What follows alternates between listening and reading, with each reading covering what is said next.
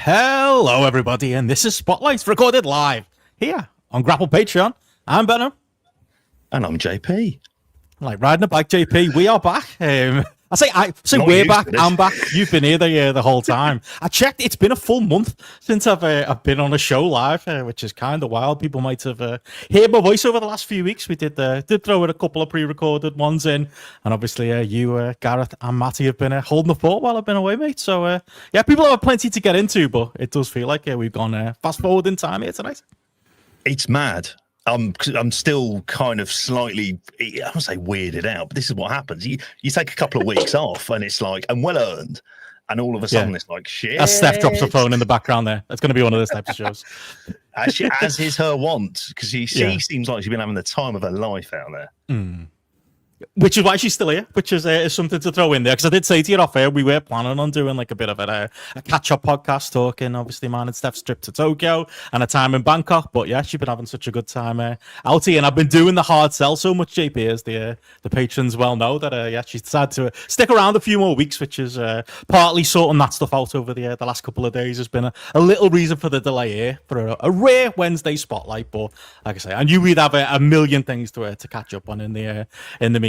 But yeah, I had to come back, JP, and pull the reins back from Matt. I could feel him working his way in. You know, I did note that there was a show that came out called Matty and Hamflet. Sounded familiar, sounded like something else that maybe had happened over the last while or so. There were Metallica shows on the Patreon while I was gone, mate. It was it was anybody's game this last while. Even some of those YouTube videos I've been I'm thinking maybe what I'll do now that I'm back, I'm going to do some reactions to Matty's reactions so that you can get my takes on Matty's takes, and all will be right in the world. But yeah, it's definitely been as a few people said in the Discord, like when teacher is away, the kids will play. Yeah, it's like we unofficially become a music podcast between Metallica.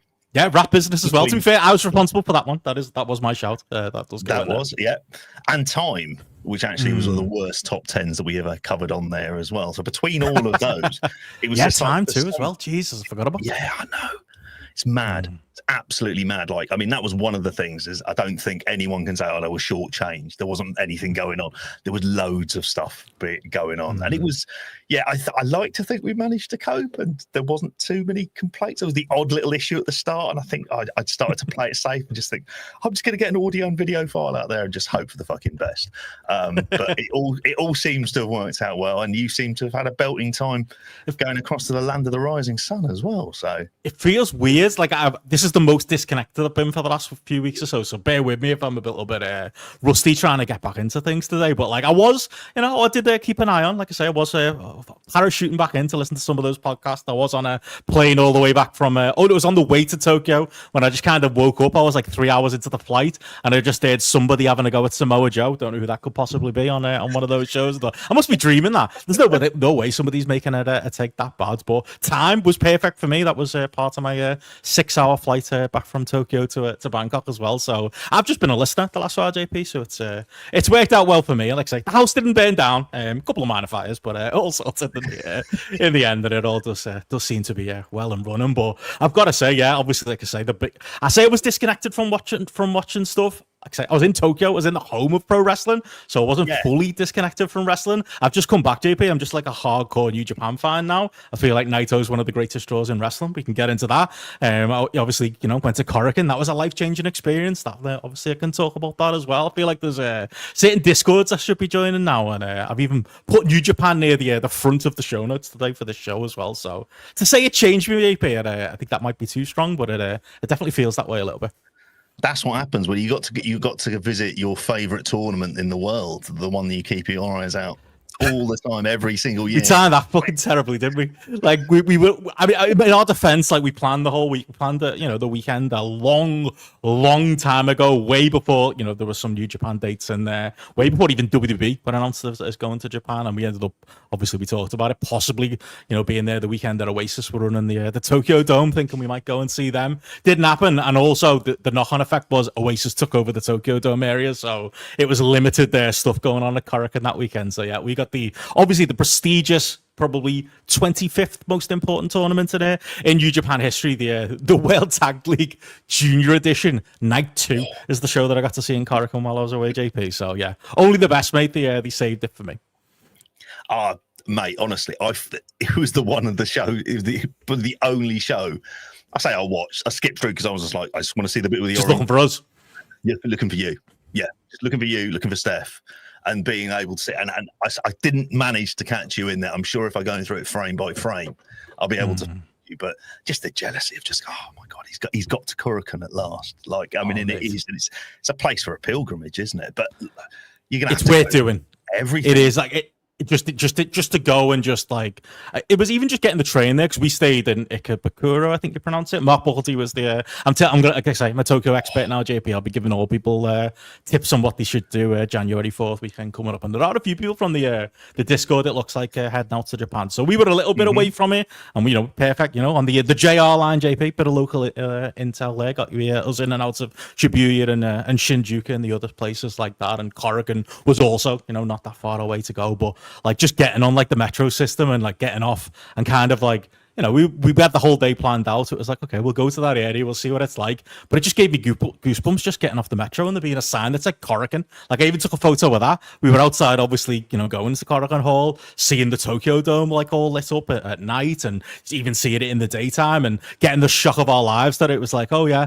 as much as the Tokyo Dome's cool and mythologized in all of our lives, you don't realize that there's like a Taco Bell right outside and there's all these like modern American chains just kind of littered outside, like a Wembley, like a bigger arena. I don't know what I expected, to be honest, for it to be there. Just be pictures of the four pillars on the walls or New Japan logos everywhere. It was mostly baseball players everywhere that you saw, but like just seeing all that was incredible. And like I say, it wasn't the most high prestige Korakuen show we could have possibly gone to, but like just being there, like you go into like WH Park was the one who gave us the best advice on going there. He said, get the lift up and take the stairs down, which was the smartest advice, because you take the lift up and then you get into like the little waiting areas, you go in, and like I say, there's all New Japan stuff on the wall, there's all Noah stuff on the wall, and there's all like these different sections. We even got to see the prestigious Junior World Tag League trophy there laid out in front of us as well. You see all the merch, puts Brit Res to shame, JP, the amount of stuff that we saw out there. There was a nice orderly line to it to get a picture with Shingo,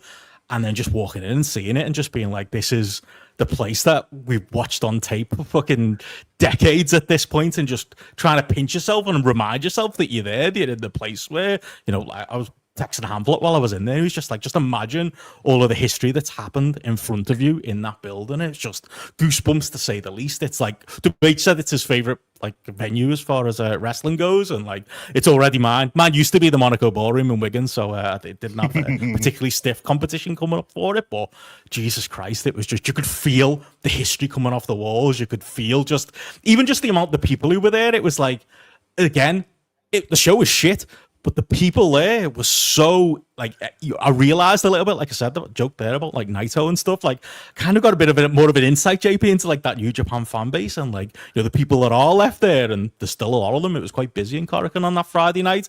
They're very into the people they're into. There was actually still a lot of Naito stuff knocking around, but they're very into like a Raisuke Taguchi. They're very into like, you go into like a lot of, even the names like, ones that in the West, maybe they're not as over as they used to be for us, but like a Hiromu, still gigantically over in the building. Robbie X, the most reaction I've ever seen Robbie X get at a show, and I've seen him at many, many Brit Res shows. That was a bit of a shock. And he was in a match with Tanahashi on the other side as well, so that maybe says something about the mega push that might be coming for Robbie X. But like, it was the investment you could feel in there, and like the people there just being, it was like a weird, nice PG environment to wrestling, like no knobheads, just everyone there to have a good time, from like the kids to the families to the random Japanese salarymen, the businessmen in the full suits just sat there front row. This is the way they let off steam. They come to Korakuen to watch a random tag league show, but it all matters and it's all important. It's like supporting like your local team. It was eye-opening to see it in the flesh. That's incredible. The way, like, I mean, and in some ways you see it when the camera pans around and they're all like, various people are holding up the towels that'll be for their favorites and everything else. But I'm right in thinking, I mean, this is, because obviously on TV, I don't know, for some weird reason, I always think of Korakuen being bigger than what it is. What would you say, like, comparable to, say, the size of, say, a York Hall? How does it kind of feel compared to that? probably half the size of that. It's definitely smaller, but it also feels bigger when you're in there. And it also feels, like I say, you see the little corner where they're all making the entrance and you're picturing, you know, New Year's Dash shows, or you're picturing Kenny Omega coming out as a surprise, or you're picturing all those like people coming out there. And it's like, at the same time, it feels quite low rent because it literally is just a curtain they're coming out from. But it also, again, has that like sheen of like prestigiousness as well. It feels big and small at the same time. It's perfect. We got our tickets from Lawson's. I'm going to do a 5-to-1 on convenience stores. Maybe I'll either save that for the Steph show or I'll save it for the Sunday Patreon show. But it might have taken over 7-Eleven in my list. I'll give you a little spoiler there. But we got like the B class tickets for there. So we were in the back, you know, like the orange seats you see at the back. We were quite far to the back, to be honest, but even there you've still got a good view. Even there you're still very, very close. I don't know what the A class tickets would have been like. I think it's like New Japan fan club stuff, isn't it, on the floor and that. But you can't be far away from there. You can't, you know, it's just not possible. And it's just, again, it's odd. The thing about it as well is like it's an overall takeaway I've got from Japan. They treat you like an adult. You know, we went in there, we got all our snacks from Lawson's. We stocked up on. I brought a couple of beers in, no problem, no bag searches, nobody cares. And even if they did bag search, they weren't asked. I had a bit of fried chicken in there with me, JP, that I took in there. You know, you were able to, like, you know, if you wanted to smoke, you could. And I know WH was partaking in that back in the day. You can come in and out as you wish. That's obviously a big negative Steph has talked about on our AEW jaunts when we've talked about it on these shows. It's that as well. It's the level of trust and the level of being treated like an adult that you wouldn't get in the UK, and you definitely wouldn't get in America. That even, like, imagine that. Bring your own beer to a BritRes show, like there'd be anarchy, wouldn't it? And there'd be people like me coming in with literally bags of cans, and it would not end well. Like, all of that like adds to it. It's just like, yeah, that's part of what makes it such an amazing place to watch wrestling. It just sounds, I mean, like I say, being treated like a grown-up. Sounds like when I went to Germany to watch football, just this idea that you can bring in beers and you're not going to be committing some sort of massive act of terrorism. That's not the assumption of the crowd that are going in there as well. But I'm right, I think beers were reasonably priced while they were in there as well. It wasn't like anything that was too daft. Did you say it was like sort of like £3.50, £4 equivalent or something? Yeah, like if you wanted to get one in there, it was something like that. I regretted it a little bit. I kind of wanted some of it, and they cut it off before the main event, which again feels very your call to Will's comment there as well. But yeah, the tickets were a little bit on the expensive side, but I will say it's a great time to go to Tokyo, unfortunately, for people from Tokyo and for wrestlers from the outside world who are wrestling in Tokyo right now. The yen is in a bit in the toilet right now, so like it wasn't, you know, overall most things were like that. Most things were not too expensive. Most meals and drinks and stuff like that weren't that expensive. The New Japan tickets were probably some of the most money I spent outside of t-shirts from various places that I will get into that in a minute. Mm-hmm. Yeah. But that's just the idea of that sort of fan experience. I mean, was there many shows going on that day? Were there other shows going on earlier on, and the rest of it? 'Cause one of the impressions of all that I have from a distance is it's always in like constant use, like sort of at least sort of like two shows. K1 stuff on from what we saw. And like I say, with Oasis running the weekend, it felt like it was a little bit quieter than normal. There was DDT shows on it. Like, I think it was in a park somewhere that we couldn't make it to because we weren't around there that day. But like, to be honest, it was probably a quiet weekend as far as they go. Matthew asking there, yeah, no fried chicken from Corrigan. No, I did that. Like I say, took my own in from outside, and that made it worth it as well. But honestly, like, it was amazing. We're gonna go back. Like, we spent like the 5 days pretty much that we had as far as daytimes go in Tokyo going, we're not getting everything done. We know we're coming back, and we're probably going to go back in February. Is probably the sneaky plan there. So we didn't get everywhere. We didn't get to everything. Didn't actually get into the DDT bar, unfortunately, JP, despite a lot of recommendations from people. It just closed a bit early, and I feel like Chris Brooks is a coward and was scared of us turning up. But like, we managed to find loads of other stuff. Joe gave us some recommendations, a place to go to. Deathmatch from Hell is one that a lot of people recommended. That was closed while we were there as well. So we'll go back for a visit to that. We found like this random wrestling bar a couple of doors down from that in the Golden Guy, which is like this area with about 200 little bars where you can only get 4 or 5 people in at once, and they're all just crammed together in like this one little area in Shinjuku. I've never heard anybody mention that, by the way. Correct me if I'm wrong, that there's a wrestling bar in there, but there is. It's got posters all over the wall. The woman who runs it, she's got like a little booklet that has a list of pretty much every wrestler that exists in WWE, AEW, and obviously all the Japanese companies, and she circles all of the different wrestlers who visited the bar. So we got to visit there. That was really cool. Obviously, we went to Minoru Suzuki's shop, the Pile Driver branded one. That was a fucking experience to get into, as well as Hadouken and the different merch shops. Like, that was my biggest takeaway. It was like you couldn't go like a few minutes without feeling like you were having some kind. It's like, I said this to Steph, it's a bit like me and Hamflet always talk about it when it comes to like America. As kids, you kind of think we're into like this weird side culture thing, wrestling, that is, you know, especially in the 90s, nobody else was fucking watching it apart from me in my school. And you had like that one mate who also liked wrestling. And you always pictured in your head, well, in America, they're probably all watching wrestling. In America, it's probably wall to wall. There's probably posters everywhere. There's probably, you know, theme bars. There's probably shops and all kinds. And then you get older and you find out that's not the case in wrestling. And there's pretty much a subculture in America as well. I'm not saying it's mainstream in Japan, JP, but like it was quite easy to find. Like, say there were loads of like little kickboxing shops that'd have wrestling stuff as well, or, you know, bars that'd be themed. Like half the aging wrestlers of former different Japanese companies have seemed to have their own restaurants or their own bars. We did see Yano's bar while we were out there as well. Like, there's so many little things like that. Or you'll go into like a 7-Eleven and there'll be a poster for a Tokyo Joshi Pro show or something like that. It's just, you can't go anywhere without tripping over it. And that was like something I wasn't massively expecting. It didn't feel like. So yeah, that was a big part of the experience too.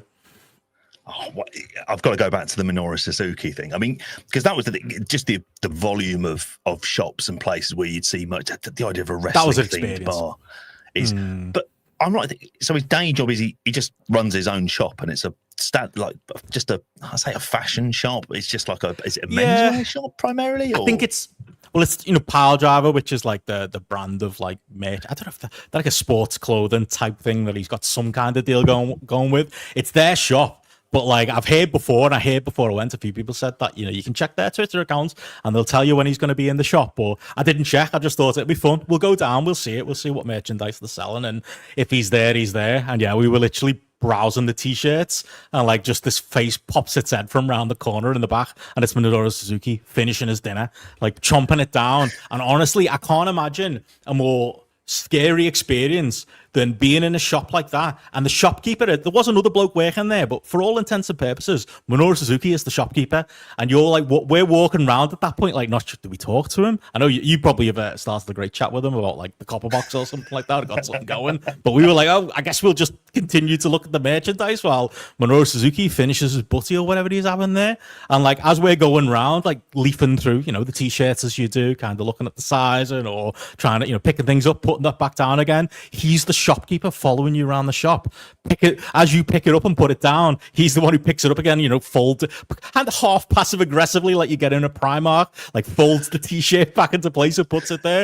It was fucking, honestly, it's a great sales technique, because at that point, whenever we pick something up, it was like, we either need to put this back perfectly or we need to buy it, because Minoru Suzuki is literally breathing down our neck. He's giving Steph advice on like the sizing of things and telling us about the new stuff that's in the shop. It's like, to be honest, it was a bit like being at a wrestler's merch table, but it was an entire shop, and you've got Minoru Suzuki following you around, finishing his butty. It was absolutely surreal. We did in the end, you'll see as the weeks go on here on Spotlight and on the Patreon shows, you'll see me rocking various bits of merchandise that I bought, and I did end up buying a Pile Driver t-shirt of Minoru Suzuki. That, again, I wasn't pressured into buying, JP, but I felt like I probably should, considering we got a bit of FaceTime with the man. And yeah, anybody who follows me on Discord or Twitter or my Instagram that I've been flooding with photos, you'll see the lovely picture of me and Minoru Suzuki. He didn't have much to say. He asked me a little bit about where we were from, and I asked him if he had any shows coming up this weekend. I couldn't think of anything else to say, but that was worth it. It was like a personal meet and greet with Minoru Suzuki, and like I say, you got to lead through his merch as well. And there was a boss little, like, you'd love it, there was a little merch like opposite to where it is in Harajuku. There's like a little pop-up stall of, like, again, wrestling merch opposite his store, and clearly, you know, chicken and the egg. I'm sure the bloke that had that wrestling store probably wasn't there until Minoru Suzuki opened up his own wrestling shop. And like, he had loads of boss stuff though, like opposite he had like a signed Jeff Jarrett guitar, I reckon you'd have gone in your pocket for, JP. There was a signed Sting baseball bat in there. It all seemed legitimate. I'm pretty sure it was real. Steph got a Tokyo Effing City t-shirt from there as well. There was all kinds of stuff. It was honestly, you'd be leafing through it. I think there was a couple. He went to the chat when he found out Steph was from Ireland. He wants to chat about Fergal Debbie. I'm sure he might have had like a black Ireland jersey signed back there in the back somewhere as well. That was worth a visit too. So yeah, if anyone's in the area, I'd definitely recommend it. That's definitely worth some fucking money. That is. Oh, I mean, Jesus Christ! When you sent the photos into the chat of just all of like that, particularly the shot which had the what was it? Hadouken, the big one. Yeah, the Jeff Jarrett guitar. It also had the barbed wire wrapped steel chair, like the steel chair wrapped in barbed wire. And I'm just, and some, I think, I'm trying to think, was it Andy put down? It's just like, can you get that through customs? Like, that's going to be an absolute bugger to get through there and there. But just the sheer volume and difference of it, it's just like, geez, I need a fucking mortgage to get all of this stuff. That's incredible. Like, Hadouken, I think I'm pronouncing it right. Someone correct me if I'm wrong. Again, I'm a weeb now, JP. I can say whatever I want. But like that's the big one. That's the one people will have seen with, the big, looks like the NWA title belt, but it's like their logo on the outside. And that's like going to a museum there. And again, like I say, the yen isn't doing great right now. So you'd spend the mortgage, mate. You'd spend all of your money in there because in my head, I thought I'd go there, I'd have a leaf around, I wouldn't buy anything. It's so fucking cheap. There was loads. I've got like a New Japan ref top that I bought that's got your name written all over it, JP. I bought a signed Time Splitters t-shirt, JP. Do you know why? Because it was £2 and it was in the bargain bin outside, and I just thought, I'll buy that. I might know a Kushida fan. There might be somebody out there. If anyone's out there who wants it, I might let that go. I'm a cheapskate, JP. I'm traveling. I've got no suitcase room for this stuff. I was buying stuff. That's like how well priced everything is in there and just how much stuff is in there. And even if you're not buying, it's like going to a wrestling museum because there's just masks of, all kinds of wrestlers there. You see like Crush Gal's, gear that's in there. There's some shadier stuff. There was a section that seemed to have, again, Tokyo Joshi Pro and Stardom wrestler worn merch in the corner there as well. But like you said, the wrestling boots in there and barbed wire chairs and all kinds of some look like very old looking like Antonio Inoki stuff, even some like Muhammad Ali stuff behind like glass, and you'd see like old trophies and old belts and stuff like that. It's worth going just to see all of that. Like it's 2 floors and I'm sure everyone has heard of it before, but it's the one you want to go to. There's a load of different ones as well, but like it's again like going to Corrigan. It's a spiritual experience being in there. It is, isn't it? I mean, if you're a wrestling fan as well, you just live the dream of a shop like that. I used to do that. I said that to Steph. Like literally, when I was about 12, in the back of my maths book, I drew up like my own wrestling shop that I wanted to open when I was an adult. I was close, JP. I became a wrestling podcaster instead, but it had like me sections with me DVD wall, and this was like that. I literally sent a video to Matty of me just walking around the physical DVD section. It had like random, wasn't just obviously just Japanese stuff. It had like stunning Steve Austin comps from like the 90s and ECW DVDs and everything you could, all WWF stuff, everything, Hasbro figures, everything you could imagine in there. But like I sent him a video of that, just like you won't believe like the stuff that they've got here. Like he can't, like you, mate, he'd spend all his money, he'd die and go to heaven in there. Oh my God. I need to get myself over there fucking ASAP because this just sounds absolutely incredible. I will say as well, to answer a few people on the Discord, I did not buy the Ricky Knight Jr. t-shirt that was in the bargain bin outside for the low price of £2. It was signed by Ricky Knight Jr. as well. So if you want to sign Ricky Knight Jr. t-shirt, just book yourself a flight to Narita Airport and get yourself to Tokyo. I reckon there's one that's going to be there for a while in that bargain bin. Yeah. Apparently they had 100 items daily. Maybe it came in that day, JP. I don't know. But yeah, but there's something for everybody. That t-shirt, he only would have had it signed on that Noah tour for the N1 victory. That was probably just over a month. That was like a month ago. That was in September that he did that. A little over a month. At this point, that just sounds absolutely fucking outrageous that they're putting that out in there. Good raffle gifts, if nothing else. Got a few things like that, a few badges, a few stickers, a few little things, that was good there. Potential use in future for stuff. Again, if I can get it around the different countries I'm going to going forward. Limited bag space, but we'll see. Do you, in terms of like, this is the fancy question. Did you get the impression that, you said that like wrestling is obviously much more mainstream in terms of what's out there. Did you get the impression that it's sort of like broken through into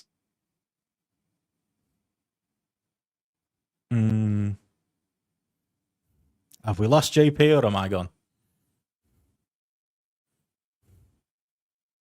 Let me know in the chat who's still here.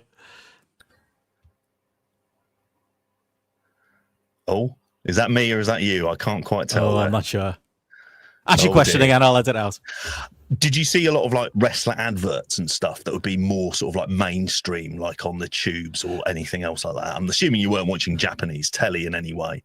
No, not so much that. It was more like Thank you to the chat for filling in there. Yeah, it was more like, I wouldn't say it was mainstream. It was just more, it was present was the thing. Like literally, I spent a lot of my time, you know, and again, this is out myself as what I am, finding like lost in translation locations, you know, finding where like the final scene was in Lost in Translation and making Steph take like an hour's worth of pictures of me. Stood in the wrong street, actually, it turned out, and then having to go back the next day and take the right photos. I went look at, like, as an example, I went looking for like the Lost in Translation hotel, which was closed, unfortunately, for refurbishment while we were there. They had the Park Hyatt, and on the way there I was just walking down the road and there's a big fucking, like, you know, like a big fucking banner advert out there, and I still don't know what it was selling, but it was just a big picture of Kenta Kobashi, and it was just like, this is just fucking the oddest thing in the world. And it was like, you get little moments like that. Obviously, you know, anybody who follows Japanese wrestling knows that it's not the most mainstream thing out there. It's more just, it's present. It's more just like Joe said when we did Joe in Japan, like I'd be in a bar, like we went to loads, like Rock Bar Mother is a bar I'd recommend, and we're in there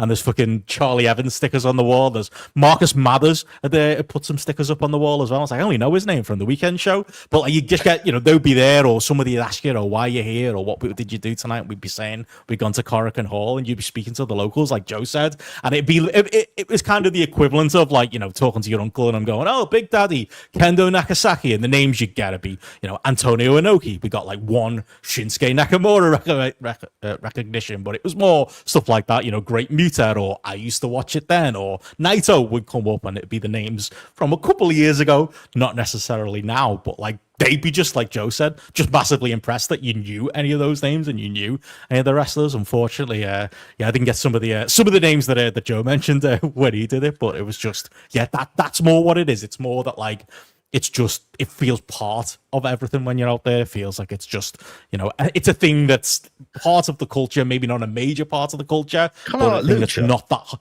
Yeah, you don't have to go too far under the skin to find it. Whereas, obviously, you're not going to see such things when you're in the center of the UK or in a random state in America. Oh wow, it's kind of like lucha. Then in that case, for like Mexico, where it is something that's also, I mean, that's also a driver of getting the tourists in as well, and like it's part of your experience of going to Tokyo. I mean, also assume it doesn't sleep, Tokyo. Like literally, well, there probably is people, salary men sleeping in bars and stuff like that, because it makes sense. It's a favorite phrase that I've learned that now. Oh yeah, and there'll be like 24. Basically, at the salary men who miss the last train and then spend all night drinking out in the suits. You see a lot of them knocking around. Yeah, Shinjuku and Shibuya and that all like that. It's 24 hours if you want it to be, and you can make the night what you will. You can find like a little noodle house somewhere that you do you some food, or do you a katsu curry or some soba noodles at 5 a.m. It's all there. Like honestly, it's maybe, I think we'll probably, like I said, we're going to go back in maybe February. January is probably a bit too soon. Pair it with Osaka. Maybe spend some more time in Osaka while I'm traveling. But yeah, it definitely has ruined everywhere else for me at this point, JP. As much as I'm living a blessed life to be out here in Bangkok and loving it, I think I am going to turn into one of those people now. So yeah, Spotlight Puro, Japanese wrestling spotlight, something like that, might be in the future there. I think I might find myself back out there early 2026. Well, if you're going out there to watch Best of the Super Junior, Super Junior Tag League, then you might as well go and watch Best of the Super Juniors when that's on. Isn't that on in February? So there's a theme here, I've noticed. Yeah, well, there's New Beginning, Osaka, so maybe we'll make it out to there as well. And maybe this time, to answer the question there, maybe at some point I might get my mistake. I might get my jacket made. I might pull out me every little cage match listing and try and get myself one.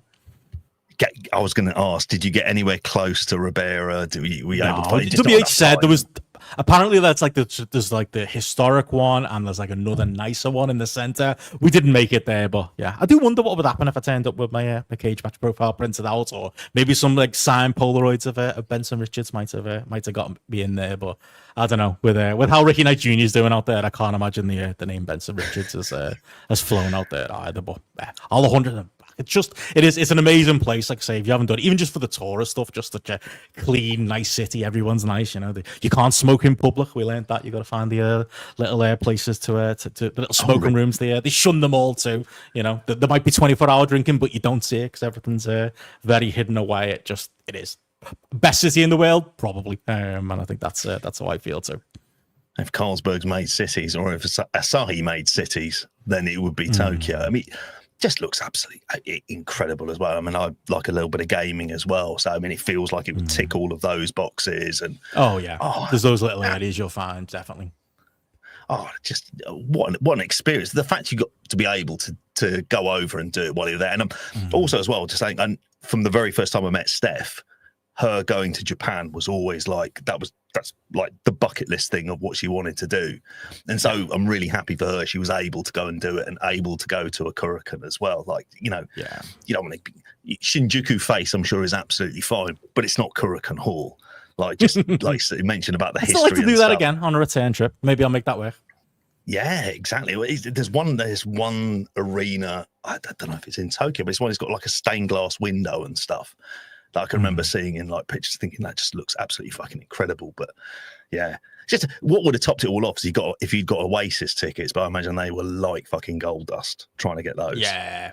It wasn't worth it. There was like Oasis pop-ups knocking around and stuff like that. I thought I wanted it. I thought I wanted to go just to get in the Tokyo Dome, but again, being outside it was enough. Going up the or down the Korakuen steps and seeing all the autographs on the wall and seeing the little post-wrestling sticker we saw there. That was my Tokyo Dome, JP. I need to get some grapple stickers printed so I can put some up next time. So again, that's another reason to go back. I'll hopefully when people visit next year, you'll see some such stuff there as well as our friends at Post Wrestling. But yeah, I recommend. That's what I was doing while you guys were podcasting and holding the fort while I was gone. But obviously, we'll talk more New Japan as we go later on, JP. But obviously, we talked to what happened over the last month or so. But we should throw in there what we've got planned coming up in the upcoming month and everything going on in November on Grapple this month, JP.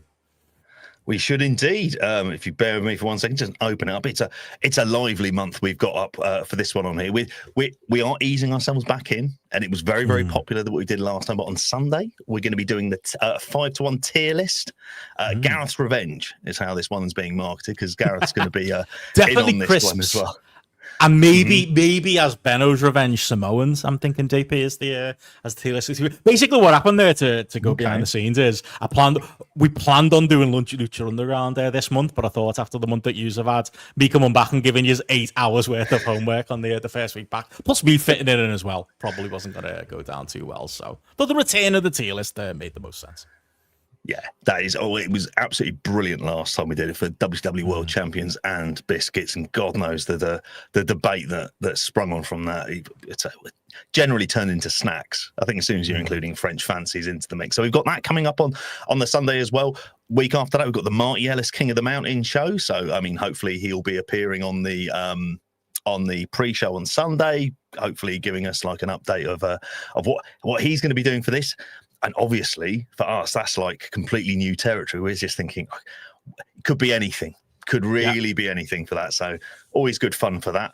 And then to celebrate Full Gear, we've got the Grapple Quiz, which I'm going to be hosting for this one, which I've put together some ideas for it and some stuff that I'd like to do, technology permitting. And then when I see a slight Wi-Fi outage earlier on, I'm like, oh shit, like fearing ever the worst for that. But I'll be in Hanoi by then, mate, if not back on Osaka, so we'll see.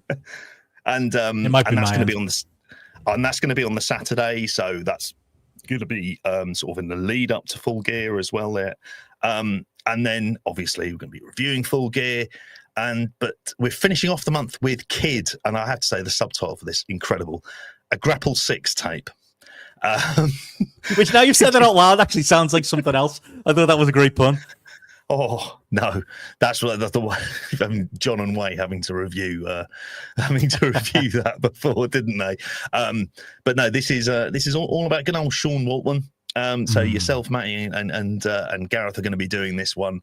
It's going to be great, and there's going to be a whole wealth of material to go through in there as well for that. You say that. Yeah. I'll give Matty the credit on this one. This was obviously something we battled around for a while, doing something on Sean Waltman, and you kind of realise that, as much as we joke about it, he's finished by the time he turned 30. He also had a lot of different runs during that period. So obviously we'll be talking about early Lightning Kids. We'll be talking about a lot of 1, 2, 3 Kid. There's going to be a couple of matches in there. We're going to be talking a bit of 6, obviously, in WCW. We're going to be talking a bit of X-Pac, and there'll be a bit of post WWE stuff in there as well. We'll reveal a full match list, I think, when we get to it. But the the best bit of Matty's thinking there, as well as calling it the 6 tape, it's 6 matches, JP. Maybe I'll get you back in to do it that weekend. But yeah, thought that would be a good little gimmick as well. We'll do 6 matches across the man's career for the man who was known as 6, because 1 + 2 + 3, JP, equals 6. So it all fits together. I thought that was always quite clever when they did that back in the day for it. And it's not like he's had loads of like half hour, 45-minute long matches as well, is there? So it's going to be relatively kind of like sprightly playlist. Yeah, we'll keep them peeled for that one. And when I see the playlist come out, I might have to think, I might need to have to have a part on that one. But yeah, so yeah, that's what's coming up for November. Obviously, as we've mentioned at the beginning, for October, we've had a whole like smorgasbord of stuff over October as well, including the rap business that you did with Matty and should Liam. undersell that. That was my that was my personal dealer's choice that I managed to sneak in there. To be honest, I was gutted we didn't have you on that one, JP, as the obviously the Grapple resident rap fan. But yeah, people haven't seen it. Obviously, influenced by time that you did this month. Myself, Liam, and Matty went through the rap business, i.e. the rappers who were wrestlers, the wrestlers who were rappers, and all the other different ways rap and wrestling come together over the years. Do the Aggression album, of course, gets a mention. WCW Mayhem in there, PNUs, John Cena, up and down the list. Snoop Dogg at WrestleMania, No Limit Soldiers. We tried to cover it all. There were a couple of British-based rappers we didn't get to, and we never planned to get to. But yeah, we tried to give it the full treatment there. It was a very different show than we'd normally do, but that was that was my brainchild. But I knew as soon as I came up with the idea, we needed Liam on that show, and he's the one who ran with it and put all that together. So yeah, definitely deserves a specific plug, that one. And as much as it hurts me, I should say Scary Fed was a fantastic show with it. Was brilliant. And Hamflet literally beaming the entire. Actually, I think I've listened to the first 2 hours of it, because there's like 3 hours 15 minutes. There was too much of it even for my flight back from Tokyo, which I'll talk about it in a little while. But yeah, just fucking I think Dara said that on our Discord, like the recall of those two, as I well know, with Hamflet and with Matty as well, to the different angles that have taken place over the years in early 90s, specifically WWF. Like honestly, incredible stuff. And yeah, Jake the Snake Roberts was very much featured in that, as well as the chat side. An incredible piece of work for that one. I remember when Matty had told me about it, to sort of put it together to get it out there. And I started watching along with it. I was like, Jesus Christ! Like these lads, when it comes to Fed knowledge, like I struggle to think of anyone who can do it better than those two as well. But that's not to do yourself disservice, because something else. It's not necessarily part of the Grapple feed, but I do want to give a shout out for Benno and Hamflet in Your House that you did with Andy Ogden, that I thought was brilliant. He was brilliant as well. Andy was incredible. Yeah, it was a great show. Phenomenal. In Your House Final Four in your feeds as well. So yeah, get it in. There's enough. Like I say, people miss my voice. There was enough of it out there. I'm sure you could find it if you want to. But like I say, we're easing ourselves into things in November. We will be back on the road, like I say, with spotlights and weekend shows, and back to our normal live rotation. But yeah, it's been a bit of a fight, JP, for me to get back into the reason this is a Wednesday spotlight more than anything. I noticed Arsenal were playing last night, so I did think it wouldn't be too hard to twist your arm to get a Wednesday spotlight going instead of a Tuesday spotlight. But honestly, the biggest reason, I said it to Steph, and she said this was a very Scouse expression, but I'll say it again, like it was like turning a bus, trying to get myself back into like the wrestling kind of mind frame, despite the fact that I've been in Tokyo a lot long. Like even I said joked about it on the Discord, but it's 100% true. I only got WrestleDream finished yesterday, and I had 2 6-hour flights to watch it on, and I just couldn't finish it. I couldn't get through it. I couldn't get myself there. And same with Dynamite, trying to catch up with that over the last week or so, and then obviously trying to pretty much cram that in today. Never mind the WWE stuff, never mind the New Japan stuff that we've got in there to talk about as well. So I don't know if you felt the same. Obviously, I've been last week off as well, but yeah, you realise that. I've kind of realised that, like obviously us doing this podcast, as much as we'll never complain about the job, quote unquote, that we've got here as far as covering a lot of wrestling. But I do think like that's obviously something Gareth always says, like when he takes a few weeks off or dives back in for an AEW pay-per-view review and he's got to catch up with the last Wilds telly. Like full sympathy with him now. I've realised like, Jesus Christ, yeah. If you're not on it, if you don't watch the next day, it's fucking hard craft to get back into the mode of watching everything and just fitting in the pure amount of content that we've got out there. So yeah, that's the other reason that we're doing a Wednesday show today, JP. And like I say, we'll do a bit of a catch up. I can give you my 2.5 weeks late thoughts on WrestleDream, but like I don't even think I've got that many thoughts. It was content that happened in front of me. It was 4.5 hours of stuff, quite good stuff, as you and Garrett talked about on that spotlight on the Tuesday after. But yeah, as far as making an impression on me, like, I don't know, is it me? Is it coming back, after a few weeks off? Is it just the current state of wrestling right now? Like, yeah, it was hard graft. Do you know what? I was thinking about this because when we did the review of it, it was like that was a good fun show, and we thought of it. If you viewed it as a B pay-per-view, you watched it, like you say, it was content, and it was 4.5 hours. There was the injuries that had happened, so it kind of made it feel like, well, this is a show you've kind of got to get through. There's going to be stuff where, it's square pegs, round holes, but whatever seems to work for it. I think what's baffled me since is the idea of doing WrestleDream Backlash, as I think me and Matty christened. It was christened on the weekend show we did afterwards, when it was like, so we're continuing on some of these stories. And it's like, okay, I just felt, and that seems to have like somewhat thrown me off. And I think since then, because I've not had there hasn't been a whole lot of stuff of substance. Like, I mean, if you're including like a functional Saturday night's main event, it's been hard to get into that kind of routine, because like, when you're recording, it's like, okay, Dynamite comes out, I need to make sure I've watched that before we do the weekend show. Then on you know what I mean, you've got like your thing every couple of days, you need to do your bit of recording and kind of get into the groove of stuff. Once you're out of that pattern, it makes it difficult. And if the stuff that you're going to be watching isn't going to be the most eye-catching, then it's like getting that enthusiasm to do it becomes quite tricky.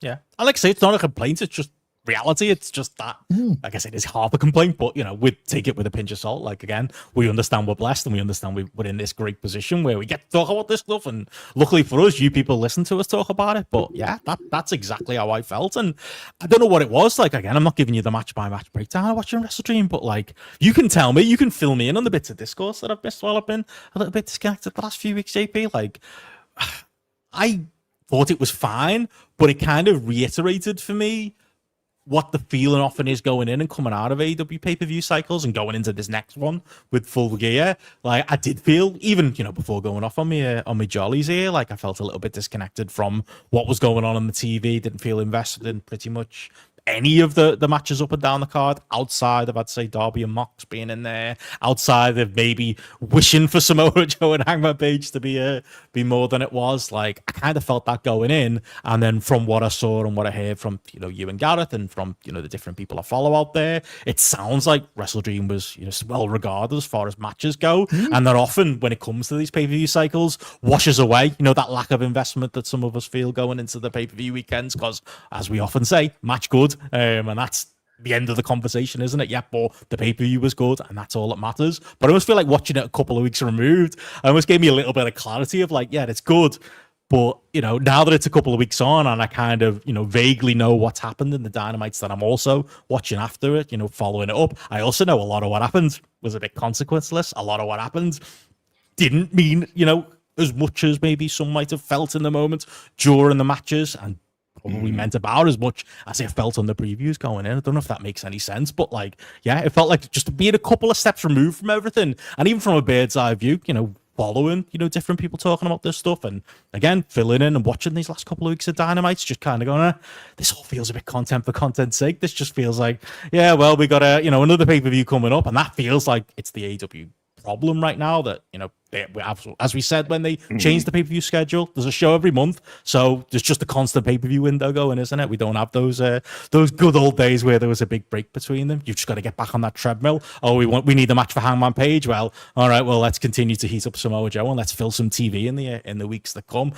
Let's do a heel turn. Shibata and Hobbs are heels now. Okay, that'll fill some TV time. We'll probably forget about it in a couple of months, and it probably won't mean much, but it's just, again, it feels a little bit autopilot. Again, me watching it from a distance, like just looking at it, kind of thinking, is Tony Khan very engaged in this right now? Because it just feels very filling boxes, ticking boxes to set up matches for the next pay-per-view. Oh, it's blood and guts time of year. Well, we got a blood and guts match coming up, so we'll come up with teams for that. Okay, the conglomeration can do something now with the Death Riders, and we'll heat that up over a couple of weeks. Like, again, feeling a couple of steps behind it. I almost feel like I can see the working out. I can see the grid lines. I can see, the notebook. I can see the EWR game of Tony Khan of just, all right, well, let's get through to this next pay-per-view cycle. Then we'll get through the next pay-per-view cycle, and then we'll be into 2026, and we'll get going to Revolution. Like, it's all very fine, but all very uninspiring was kind of my feeling from watching. And that, again, might be me from packing in, into 2 days, 3 weeks worth of AEW programming. But I don't know if that's like been the shared takeaway from this last period of AEW TV, JP. I think, honestly, I think it is. I think it is a feeling of a bit of autopilot. It's almost like they're kind of running on fumes to get through the year, but also get to when people are back and back into the groove. Like, say, particularly a Swerve Strickland would be someone who feels like he's very much missed just for what he might be able to add for a couple of other programs that could be going on. The fact that Kenny is there, but then he isn't there. I mean, so I have to admit, the program I'm most interested in at the minute is Okada Takeshita. And it's probably for like a whole load of reasons that aren't all just AEW. Because it's the kind of the added wrinkle of, well, here's the IWGP title that's thrown into it, and a New Japan relationship, and how some New Japan fans are reacting to Takeshita kind of makes it more interesting, because you've got because that ties into the Dome and everything else. So there's that feels like a lot more kind of for me, that's the one that I've got more attention for. The Chris Statlander mega push stuff, I'm a bit slightly nondescript. I think the women's tag tournament hasn't started off with the sort of same level of fire, or just like a degree of normalcy. The idea of we're going to have a 4-way match and the winners get to choose who they face in the first round. I'm like, what is this? That doesn't really kind of make any sense. And like I say, it is. I think the general discourse has been, it has been on kind of autopilot, and it is just like trying to get through to the end of the year, seeing what the lay of the land is, sort of, it sounds bizarre to say, post WrestleKingdom, right, as opposed to just like Full Gear and World's End. It's like, okay, but what are you then going to do with Takeshita and Okada then at that point? And it's very by the numbers. And I was trying to think of when was the last kind of I suppose I would say that the Tony Schiavone cosplay that Hangman Page did, I enjoyed it just for the sense it was something different, and I didn't expect it, even if it wasn't like a groundbreaking kind of angle. But it did make me think, we've not had many kind of angles that feel like that. I've just I didn't see that coming necessarily. Yeah. And I think that's part of the problem. So a lot of it, like I say, just by the numbers kind of wrestling TV booking. And to the Hangman Joe is kind of like the lead thing, obviously, going into this next pay-per-view cycle and going into Full Gear. Like, I completely vehemently disagree with pretty much everything Matty said on that show with you about Samoa Joe. But funnily, I disagree with his working out, but I agree with his conclusion. Like, they're trying with Samoa Joe. The wrestlers are trying. Samoa Joe and Hangman Page are trying. But again, I think I said that in the build to WrestleDream. If you wanted Samoa Joe in that position, you probably wouldn't have had them knocking around doing Geek Trio stuff for the last 6 months before you got there. Yeah. Very clearly, it was like, shit, let's heat up Samoa Joe. And I feel like that's kind of continued. We still don't have another opponent for Hangman. So shit, let's heat up Samoa Joe. Or how can we get a rematch going? Fuck it, we'll turn him heel. And again, it doesn't even feel like a full heel turn to me. Like, watching the last couple of weeks of TV, it just feels like, okay, he's playing a heel for this little period. Shibata as a heel isn't going to stick. He'll be a babyface again. Hobbs will be a babyface again. And we'll just be back to, the normal ops, whatever that is, in the next pay-per-view cycle. But we've got to heat them up in this cycle. So this is what we have to do. And it's not that the work the guys are doing is bad. Like, Joe in the build to WrestleDream cut some very good promos, and thought the match was okay with him and Hangman, but that's kind of the level that you're going to get with Samoa Joe at this point. I wasn't sure there was the juice for the squeeze in doing a rematch, and I don't know if that feeling is one that people have had more wider than me, but the lads are doing good work. The segment was, if I'd have seen it live, JP, I think I would have been maybe more into it. Watching it afterwards, knowing that the turn was coming, knowing the reveal was coming, you're kind of looking at it going, okay, at what point does Schiavone get swapped out and Hangman comes out? It's a cute little thing to do. It's a nice little side mission for Hangman Page. I'd just like to get to the main mission for Hangman Page. But again, because of the way things are being booked right now, and because of those absences we can talk about, I'm not sure what that is, and I'm not sure the company knows what that is either. That's the other big fear, is it feels like he's involved in what is either the third or fourth most important storyline going on, but he's your men's world champion. It needs to be in the top two at a bare minimum. And we've gone down this road. We literally did a podcast about it, and it was like, yeah, this has been a problem. And they're sort of going through the motions here to get through to full game. I mean, they will add a stip to it. I'd imagine we'll hear that, whether it's tonight or if it's next week. But I don't know what a stip would kind of add. It'd just be do a steel cage match or something like that, just for the sake of it, isn't it, in order to try and negate any interference. But it doesn't make you feel excited. It just makes you think, oh, okay, we're going to have this then for another month, and then hopefully someone else will come on along the line when it comes to World's End. But I think it's probably it's not using that opportunity to say, look what we did with Carl Fletcher, of just giving him this main event on a pay-per-view and just letting him shine. It's like, you could try something like that again. You could try it for someone else. I mean, I'll bang on about, say, a Ricochet, I'll just throw out there, or whoever. But instead, I did wonder when they did the four-way last week whether that was the direction, whether it was a red herring. But again, once you've done the Joe turn, kind of clear where we're going. That's it. And then, yeah, as Chris mentions here in the chat, it's a really fair point. We've got the Continental Classic coming up. Yeah. So he's going to take a backseat to that as well, isn't he? Yeah. Yeah. And that will make for some great TV matches and inevitably a really good final. But it isn't something that you're kind of thinking, oh, I'm pumped for this. It'll just be, we'll be able to judge it more when we see exactly who's going to be in there as well. And I won't lie, I think I'm just at the period, I don't like Blood and Guts. I mean, you mentioned we've got that coming up. We've got 2 of them coming up. Four of them with War Games. I've been dreading that. Mad. I've honestly, the longer it went without us getting to our contractually stipulated Blood and Guts period coming up in AEW, it's going to be November, isn't it? Oh, it's going to be November, isn't it? Now we got 4 coming up. Like, yeah, that's the thing, isn't it? Like, even the classic War Games, they were all right, weren't they? We went back and slayed that Sacred Cow way back when on a grapple show. But like the modern ones, I can't think of one I've necessarily really enjoyed. And now we're getting 4 in a month, and it's like, because we have to. Okay, I guess the Death Riders and Conglomeration and Derby and all that kind of makes sense from the story they've threaded the last while, but it also feels a little bit break glass. We've got Blood and Guts coming up, so we need to get people in the right places. Same with the women's side. I think they were clearly trying to build something, and you can blame injuries and you can blame the collision-y nature of what they were building for them to basically rip that up, it feels like, and just put all the stars in there. But again, that feels like something I'm not necessarily invested in. Maybe it'll pop a number. Maybe that particular collision will do best than the normal collisions. But like all of that just feels a little bit like, okay, well, here's the time period on, and that's something you want to leave to WWE, isn't it? You want to let WWE do that. WWE do that every year. It's War Games time. Fuck it, we'll make the Seth Riders a thing. It's War Games time. We'll find some blood drama to do. It's a bit like, again, the sameness of that happening on both companies' programming right now isn't lost on me, because a lot of the malaise is true of AEW and is true of WWE, and that's another thing they've got in common. Yeah, it is, isn't it? It's like I don't know whether or not it's since this big data plus panel thing has come out, there's like an element of shell shock. Maybe I'm wrong on this, of like, oh shit, there's like this sort of realization that maybe wrestling isn't as massively popular as what they said it was, and like that's less than 1 million for SmackDown.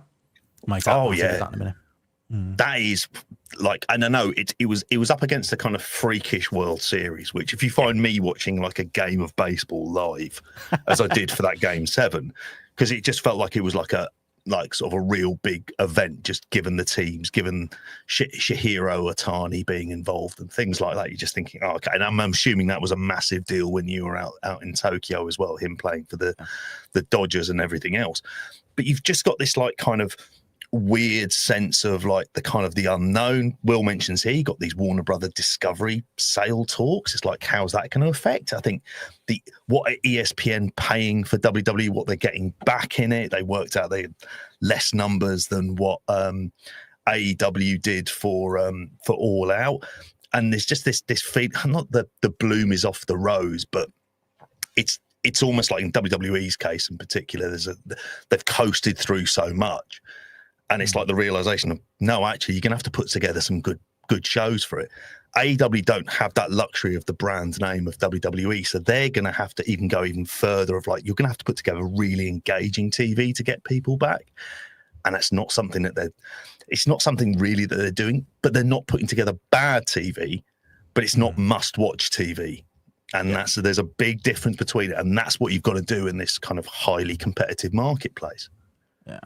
Some of the broad thoughts for me, like other stuff that's been going on. Like, what did I enjoy from the preview? I enjoyed Sting, obviously coming out at the end of Derby and Mox. I thought to be honest, I saw a couple people in the Discord say, "Oh, Benno will love that match." Man, it was fine. It was all right. Again, I feel like that was the thing about the pay-per-view. There were loads of good stuff. I don't know if that was the conclusion you and Gareth came to, but there was nothing great outside the moments like that with Sting. Same with Hangman Page and Samoa Joe. It was fine. Same with the tag division stuff. I enjoyed the drama with Okada and Takeshita. And like you said, I love that segment on Dynamite last week with those two. And that is something that, whether it's worth, again, the amount of bodies he put into the Don Callis family and this meme that stable's become as a backdrop to do this story, are those two things, is that worth the trade-off? I'm not sure, but what we're getting is great, and the match we got on the pay-per-view was very good, so I enjoyed that. But outside of that, Kyle Fletcher and Mark Briscoe, that's the only other thing that really left an impression on me a few weeks later. Maybe the tag division stuff, in fairness, as you were saying, the tag division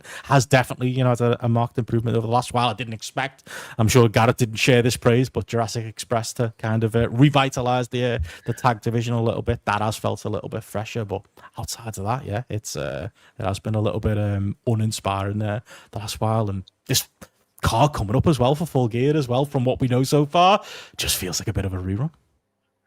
Well, yeah, I mean, just bringing it up now in terms of the Full Gear card that we have. I mean, we've got 3 matches announced for it.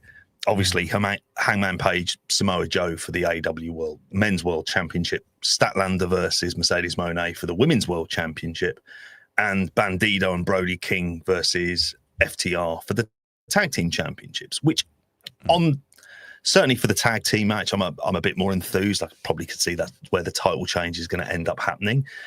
And that was the one of the matches I thought on WrestleDream. I did think it was the tag match was the one that I enjoyed the most, because I've just enjoyed Brodido. They've just felt like a breath of fresh air, and it's almost allowed all the other like tag teams. Everyone keeps thinking it's ending, don't you? You keep thinking every second, okay, it's over now. We're doing the feud, and we just don't do it. But that's fine. I'm kind of all right with that. Like, I'm just like, just in terms of the like just dragging it out as, just ride the wave. I think the thing I said on the show was just have them meet each other in the Continental Classic, but go big with one of them. And I'd be more tempted to say Bandido than Brody King, just on current. It just feels like there's something there with Bandido at this point in time, and if he can stay. I know he's got this shoulder injury, but if he can stay without any kind of long-term absence, then like there's definitely something there. There's something that they can go with. They want their big, Hispanic star.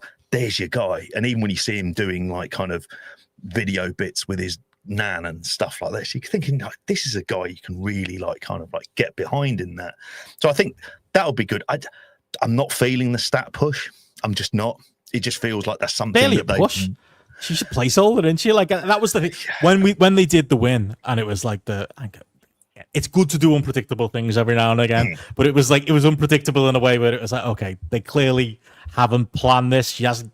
It's not like she's been on the back burner, and you could look back and go, oh, actually, I can see why they've done that. I can see why she's got the belt. She quietly has been, doing engaging stuff, or quietly has been picking up a lot of wins. It was as random as we think it was. It was as random, probably to get us to the point where we're now, we're doing Mercedes and just add a few more belts to the list. Like it feels like that. It feels as cold as it felt on the night. That's one where it's like, okay, maybe there's something I'm not seeing here. Maybe there's, they're going to go with it this time, but I think it was always in the cards, same as when she won the TBS title last time. They were never going to really go with it, because outside of the random title run, they've never really spent that much time pushing her or giving you that investment or that reason to be behind her. It's just not organic, is it? It's just like there isn't like some big groundswell of support. It's a you've been around a long time, and it's something that we've had written down that we will do with you. This is what we're going to do. And I'm assuming this is going to be going over Mercedes Moné as well, and I'm assuming she's not going to be pulling double duty with Athena when it comes to the tag tournament as well, which is, I don't know. I've already said already, I think there's stuff about the build for that which has just felt very much like kind of like an afterthought. And it's almost like if you were going to do this with Chris Statlander, you remember when they said they were going to put the title on Darby Allin? It just went through hell and high water. We're going to do this, and then they didn't do it, and then you were like, "Oh, okay." So you make and they deserve credit for that, for changing and going with Hangman instead. Yeah, completely the right move, and there would have been a rejection of it. And it's just like that's the thing they should have done for Statlander. It's almost like I would have said, put her in the tag team with Willow. And just have them be like this really big, and then at that point you can do the split and whatever, and maybe then you'll just be heating them up by going, oh, okay, this like a really interesting dynamic. They've never really kind of closed off that feud, although they're going to play it into blood and guts. But yeah, it's very uninspiring, and and the Tony Storm match was. I mean, Garrett said it was just outright boring, and I had to kind of agree with him. It was like, I was watching this going, what am I missing something? This isn't very good. This feels like almost Tony Storm of old that I'm watching here, because I'm just not engaged in any way, shape or form. But yeah, there you go. Yeah. That was a lot of the women's stuff on the show, unfortunately. So yeah, it's just an odd time for the women's division. Obviously, like you say, running the tag tournament at the same time as building blood and guts, and the performances haven't been great. It's just it's been a very, very weird and an awkward time. But yeah, any other broad stroke stuff from AEW I've missed over the last while? That's worth talking about, JP. Anything else you've got strong thoughts on? I mean, in terms of like strong thoughts, the Jurassic. I mean, I've kind of enjoyed the Bucks for what it's been and what they've done there. And although we know where this is going, they'll get back with Kenny. They'll reject the Don Callis family for whatever reason, and then in 2 years' time they'll turn on him again, and we'll sort of rinse and repeat that one. I'm trying that did stand out to me in the pay-per-view, like that being what Kenny did. And like in the meantime, like you're watching like even New Japan putting that interview out this week of him and Tanahashi on a sit down. He feels like a bigger star there than he does when he comes out like topless and sweating to help Jurassic Express on a pay-per-view to set up a trios match. It's just like, come on, let's just bottle some of that for AEW. Like I know there's reasons, and I know there's the Andrade stuff that you talked about that are behind it as well. But yeah, bit uninspiring for the plan. In a period where we're missing MJF, I'm sure he'll be back soon. We don't miss him that much, but we do miss him a bit. We're missing Swerve, we're missing Ospreay. Maybe focus on Kenny a little bit and give him something. And yeah, that's not the most exciting. Could have gone to Kenny Cole. That would have been something, just even to throw in as like a semi-main. Like that would be, and a real test for Carl Fletcher. That feels like that would be something a bit more of interest there. Ramin mentions here in the chat about the Andrade stuff, which I still don't understand. Although there was a big rumor killer thing that came out that he isn't going back to WWE, which is thinking like that would be hilarious, and it would be the outcome that I think would be best all around for everyone. Of just get him out of there because this bloke's just taking the fucking piss. It'd be funny if he went back to WWE, but outside of that, with that one, I don't know. Like I say, you guys covered it well enough. He shouldn't have been on TV. Like very clearly, AEW can't trust the word of a pro wrestler, and putting him on your TV without doing the proper checks was probably AEW's mistake. On the WWE side, though, yeah, of course they're being cunts because that's what they are. They are cunts, and I agreed with Gareth. Is it worth the push? Is it worth this trouble? Is Andrade coming back to AEW to slot in to be member number 8 of the Don Callis family worth this drama? And yeah, worth it. I guess it was one of those things that Tony Khan couldn't resist having a nice little re-debut on a show. But yeah, it's clearly blown up, hasn't it? Oh, it has. It's been the biggest, gigantic waste of time ever for that. And it's killed Kenny. Like I say, it's killed Kenny doing something even slightly interesting here. Even if, the rumors were true that, he couldn't do a Kyle Fletcher match because he wouldn't have been able to deliver a Kenny one. What does that say about Andrade? Does that mean, there's that's a level below that Kenny was willing to do? It's a waste of Kenny Omega, and it's the other half of the reason that's the sideline Kenny in this period, in a period where I feel like the TV could need him in something a bit more interesting. That's it, isn't it? And I mean, it leads nicely on some of the other sort of stories in terms of some of the returns. For example, I know to give you an update on it for the Will Ospreay, by all accounts, there was an assumption after his surgery that he'd be beginning sort of light workouts in January. That's what the hope is at the moment. There was some mad idea that he was going to be back in January. It's like, I don't think that was ever going to be the case. But in order for it to work for All In, you kind of need him back for the Owen.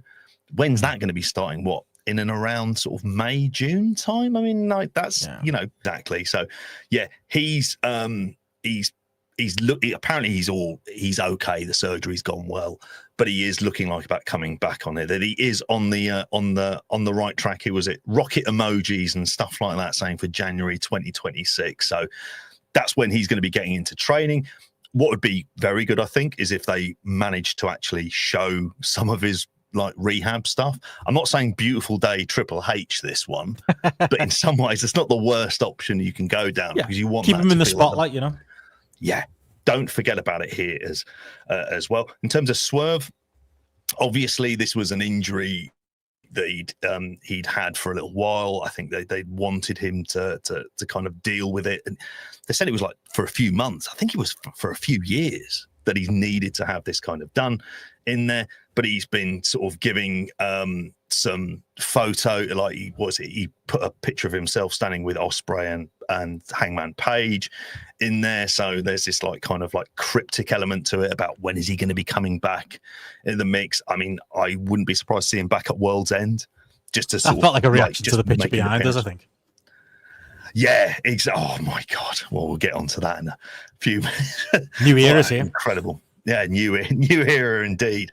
And then MJF. By all accounts, I mean, he's been filming. What was it? Is it Deadly Night? Violent Night 2. He's been filming there. Not a film that needs a sequel. First one was all right. Is that the one? Is that the one with the Santa? Played by David Harbour, who's very much like the man of the moment in the worst possible way in terms of his divorce from Lily Allen, which I don't know if you're aware of at all. Like, I've seen bits proper dog. Oh yeah, proper dog, that bloke in there as well. But he's been on TV in there, but apparently it's near completion, and that there was this idea he's going to travel back and forth, which he had been doing this mad schedule there as well. And that no timeline has been set for his return at this point in time. I would say, weirdly, he's not someone who I've sat there like sort of massively missing, necessarily not being in the mix. It's been more for me Swerve and Ospreay. Because you've always got like that. It's kind of like that pillar of TV, whether it's good or bad. There's going to be 15 minutes of MJF. There's going to be like a focused MJF story going on at any given time. I'll give him credit there that just having that like little bit of grounding has been missed there. Yeah, but then I mean, I think that's. But they went with the him and Hangman stuff very quickly, very early, didn't they? And they still got that thread you could go back to. Yeah, I think that might be where they're going. That might, like saying, so you cut out before. I thought you mentioned them there, but obviously Full Gear coming up in Jersey. That would be the time, wouldn't it? That would be the moment to bring MJF back. Oh God, yeah. Need. It would be helpful. I'd say on a personal level, sometimes I feel like a little bit of MJF sort of sprinkled in every once in a while, and then if he wants to, he's got the acting bug, so if he wants to go and do that, then that's kind of fine. Let him go off and do that and then come back. But yeah, you'd imagine he'd be back in for that. Yeah, you'd imagine as well it'd be something to do with Mark Briscoe, because they've got to tie up that loose end. Yeah, that's something that's been going on for like a sort of like such a long time that at some point they've got to have him fitting back into the mix with that. So yeah, we'll see what happens. No Wardlow though; he's still out for an incredibly long time, and no sign of American Gladiators on Prime. I might add, we've had none of that talk in the meantime.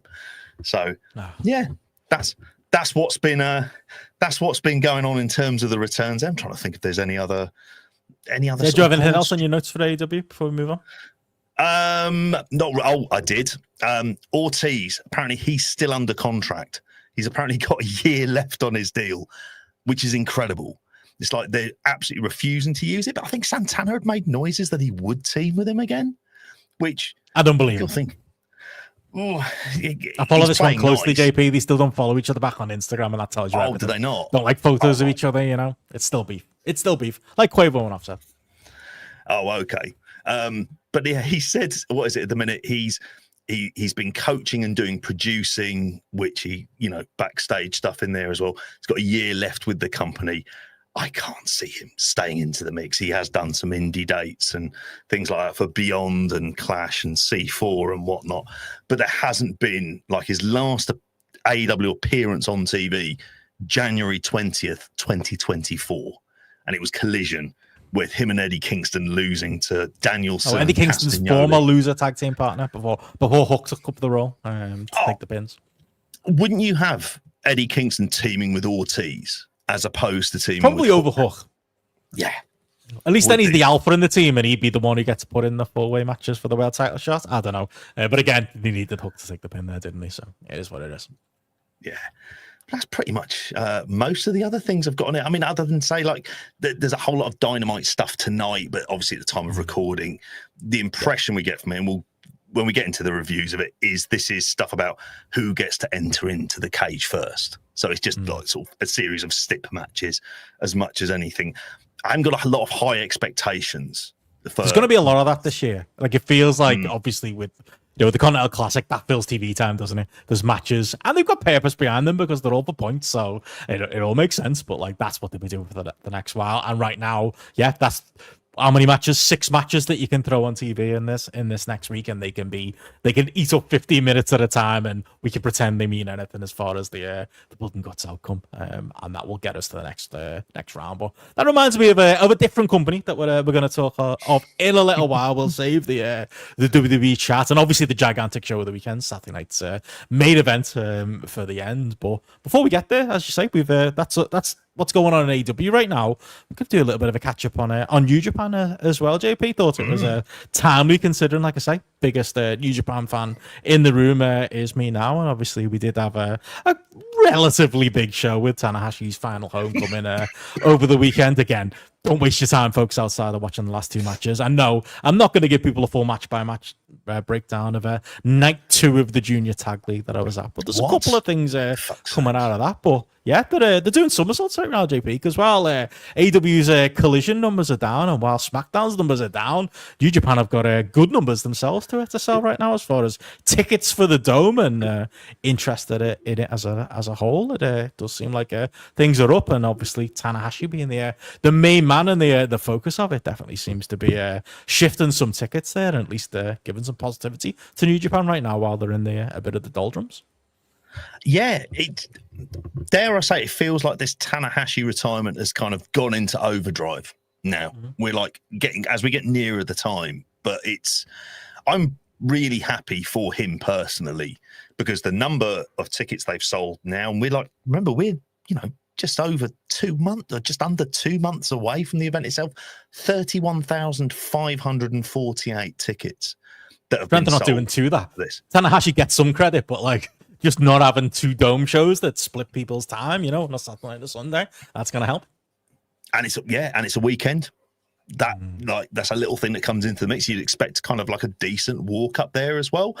The number to look at for this is from 2020, when they did back-to-back nights. They did 40,008 tickets for day 1 and 30,063 for day 2. So it's that 40,000 number that they want to kind of build for that. Last year, like 24,107.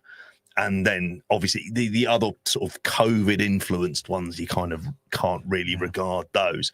But that's like a hell of a number. I mean, quite rightly, like, some of it is, like you say, I think a good proportion of it, you could say, Tanahashi's retirement. Yeah. Then there's the Aaron Wolf factor, which did he come up on your travels at all?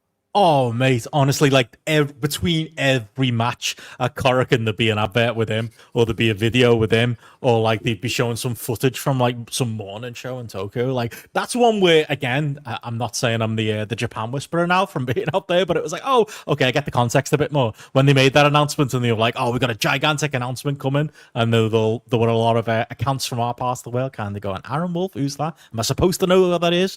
To quote somebody way back when, you can tell tell the Japanese public, no, that is. I think that feels like a big deal, whether he shits the bed or not, and whether he's another Kurt Angle or he's another Gabe Stevenson. It might be one for us to see, and whether Evil is a great choice as far as a match goes, I don't know. But like it does feel like something that's resonating there. I think the Evil match, it's a real risk because I hate Evil. He's one of my hated wrestlers in wrestling currently and over the last decade. I can see the reason why you go with him, just because you can do the smoke and mirrors with the House of Torture interference, and you can have him doing simple enough moves, and it's like a nice little distraction as much as anything, rather than trying to have him work 10 to 15 minutes like on day one. But like you said, and you've seen it in the flesh. This guy is a mainstream kind of star, so I think that's had an effect. I also saw Taguchi be extremely over JP, so anything is possible in that's true. But Taguchi's not doing like Good Morning Japan in the way he is there? Send his ass instead of him, just be a close up. Doing the equivalent of This Morning. But yes, and then you mentioned the other factor as well. One dome show makes it feel much more special for this. So, it's a hell of a number. I think they'll beat that 40,000 quite comfortably. And really the key is, what do you do when those people are in the building? How do you get them focused on making sure that they're going to, play a part in this? I know TV Asahi are doing like some special TV coverage for this as well this time round. Yeah. I think a lot of that is the Aaron Wolf factor as opposed to Tanahashi, that it's getting more of a TV clearance.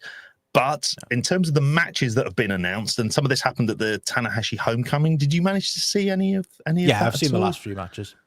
Yeah, that's all that's worth seeing there. So obviously Yota Tsuji defeating Tanahashi, defending his global heavyweight championship, and then Takeshita defeating Goto to retain his IWGP World Heavyweight Championship. And then he did a call out. It was just like, basically, which one of you guys have got the courage to face me? Out comes Yota Tsuji.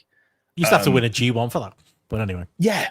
Remember that? You had to go through the hardest endurance test in wrestling in order to kind of get yourself a proper title match. Now you can just come out. What happened if it had been fucking Yujiro near the curtain and just went, I'll just come out then in that case and just decide to take on board? I mean, I have to say I'm pleasantly surprised. My kind of initial thoughts was, maybe they'll go with Okada, try and get Nakamura to wrestle the match with Tanahashi. Let's face it, it's a better move to go with Yota Tsuji. I think it's much a great show. While you've got the eyeballs on you.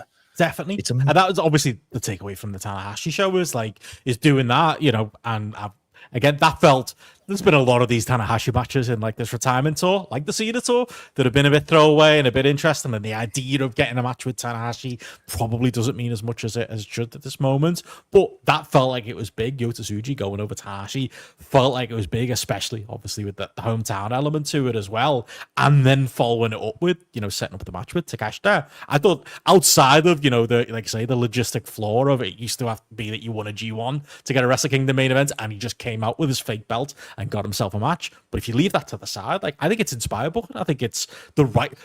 New Japan have done a lot of wrong things this year, and again, I could see the evidence of it being sat there in Korakuen watching it and seeing Gedo teaming with Hiromu and just seeing what is left of that junior division, especially that junior tag division, and sitting through a House of Torture match, JP live, and seeing how people reacted to that in person was definitely a sight to behold as well. So there's a big long list of things that they do wrong.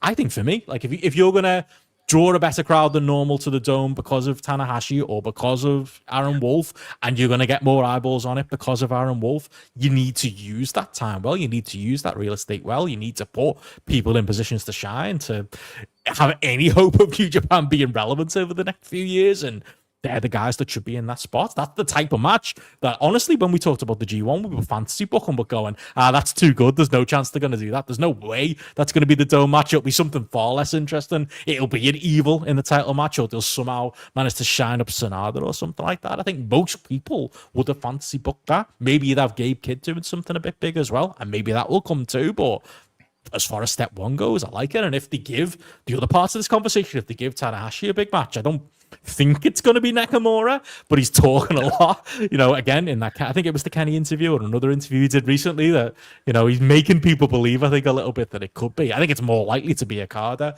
which is not that interesting considering we all saw them interact with each other at Forbidden Door last year, wasn't it? 2024. So not been that long since we've seen those two share a ring, but if it is something a bit more, say it's a Kenny, say it is a Nakamura, that's more eyeballs on it as well. And even if it's a Okada, I think, them two playing the hits, I suppose they can get away with it. But you do that's one that might get more people in the building. And then you capitalize with that by putting Yota Tsuji in the big spot, by putting, hopefully, Gabe Kidd in the big spot. I think that's something they should be applauded for because it's not something they've necessarily been doing. Yeah, I think as well, we've mentioned them previously, but the Knockout Brothers. Giving them there you go, doing the setup for that in the show as well, oh god, like that's because obviously we're entering into tag league, which is kind of for the most part pretty uninspiring when you look at the sort of the list of people who are involved there, but like that for me, like I think you'll go Okada. I think in some ways you can play that one kind of safe, you'll get a big enough reaction, there will be interest. He's been away for what's the most boring option? That's probably the answer because they've left them together, haven't they? So you're going to get the most boring answer, which is probably Okada. Probably. I mean, it could be like, say it's a Jay White or something. That might be slightly more interesting. No, in New Japan, it'll be David Finlay or something. We'll go from there. So we've got it. We've got Jay White at home, and it'll be David Finlay. That might be the actual outcome here. So it'd be kind of uninspiring, I think, if you did that. Just to do the big proper send off. I mean, I'm not expecting anything like Okada comes out and costs Takeshita the title in the match with Yota Tsuji. That would be a fucking disaster. But then at the same time, you just don't think you'd put it beyond them to allow something like that to happen in the meantime. You're still filled with fear. But in terms of initial good steps, you mentioned like those matches there, and you think, well, they're the ones that are really going to get people in. The rest of the card is just about like sort of showcasing it. And the only other match that's been announced, and I think this is a really good one, is it's the Strong Women's versus the IWGP Women's Championship, but Saya Kamitani, who's also the Stardom champion, versus Shuri. So you've got another double title match, rather like the Takeshita Tsuji match as well in there. But Saya Kamitani's been on a hell of a run this year. The Dome is a good place to try and do it. I mean, drawing good houses as well, Stardom. So again, it's that every little helps, maybe a little incremental idea of like, oh, this is a big women's match. It might draw some of the Joshi fan crowd in who may not have been as interested in the meantime. And then after that, it's just what you want to see is not just don't fall down the multi-man route. I would go, I'm going to have to have a look through who the tag teams are in there, but I'd almost run back the Yu Yamura, Shota Umino versus Knockout Brothers. That for me feels like the kind of match that I'd want. Like I say, about the focus for this, and I feel like I've said this for the last like 3-4 years, focus on youth. And there's so many of the former young Lions who are now back in there. It's like, you've kind of got to showcase these guys. You've got to really focus on those guys and getting them properly into the mix. But that for me is the only, like, they don't need, at least for this, to bring in like lots of sort of external figures necessarily back into it. It's just sort of like focusing in on some of the young guys. You mentioned like Gabe Kidd, who does feel like he's on his way out. So like, what are they gonna do for him? What's a kind of like a big match they could have where he perhaps puts someone over into the mix in there? But yeah, I'm just looking through the tag league lineup. Yeah, they got Shota Umino, Yu Yamura, so that'd be the thing I'd run back into the mix in there. But Gabe Kidd versus, I don't know, Zack Sabre Jr. might be a bit interesting to kind of put on the card. But if nothing else for international viewers, be good. I'm a bit more enthused about the Tokyo Dome, and I can't remember the last time I felt that way. Probably 2019. Incredible, isn't it? There you go. And I'm excited about the World Tag League and the Junior Tag League. It has there you go, all things of it. I've come full circle with it with New Japan. But yeah, little bits of signs of life there. I mean, did you have any particular takes on the Tanahashi show on the matches there or anything there you did there before we move on? No sort of like big overriding takes from it. I mean, other than Suji Tanahashi's worth watching. Takeshita Goto Yeah. was a placeholder, and it felt That's like it. that. Nobody bought Goto. No, they didn't at all. And maybe they'll do Bishamon versus the Knockout Brothers, but Goto's had his run. It was a lot more successful than what it was. Maybe there'll be another one on the back of the E Honda starring role in Street Fighter. You never know.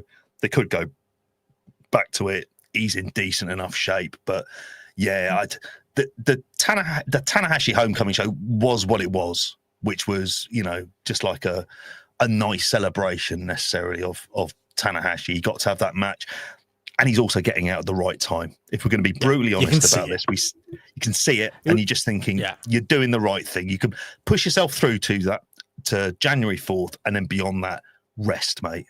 Rest up. It was cool to see him live, but literally my quote of him having elbows for knees has never been more true. Like, that man can't walk straight.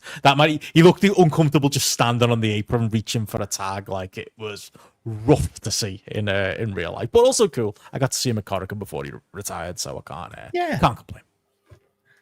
Yeah, it's good that, because you weren't at Forbidden Door. That was the last time he was doing his like international dates in there. So true. You got to see him later than the rest of us, mate. You did well for that. And and it'd just be just that match and everything that'll be associated with him for that. It'd just be a big celebration, as it should be. Like, we won't be thinking about this last run. Oh, he was really at the end of it, but at least he's got the self-awareness to know when to call it quits, which says a hell of a lot more than so many other wrestlers we've seen over the years. There you go. Any other takes on New Japan? Anything else you had there down to talk about before we move on? No, not really. I mean, other than I'm not going to go through the tag league. I always hold out some false hope that this is the year where they can get in some really interesting teams from overseas.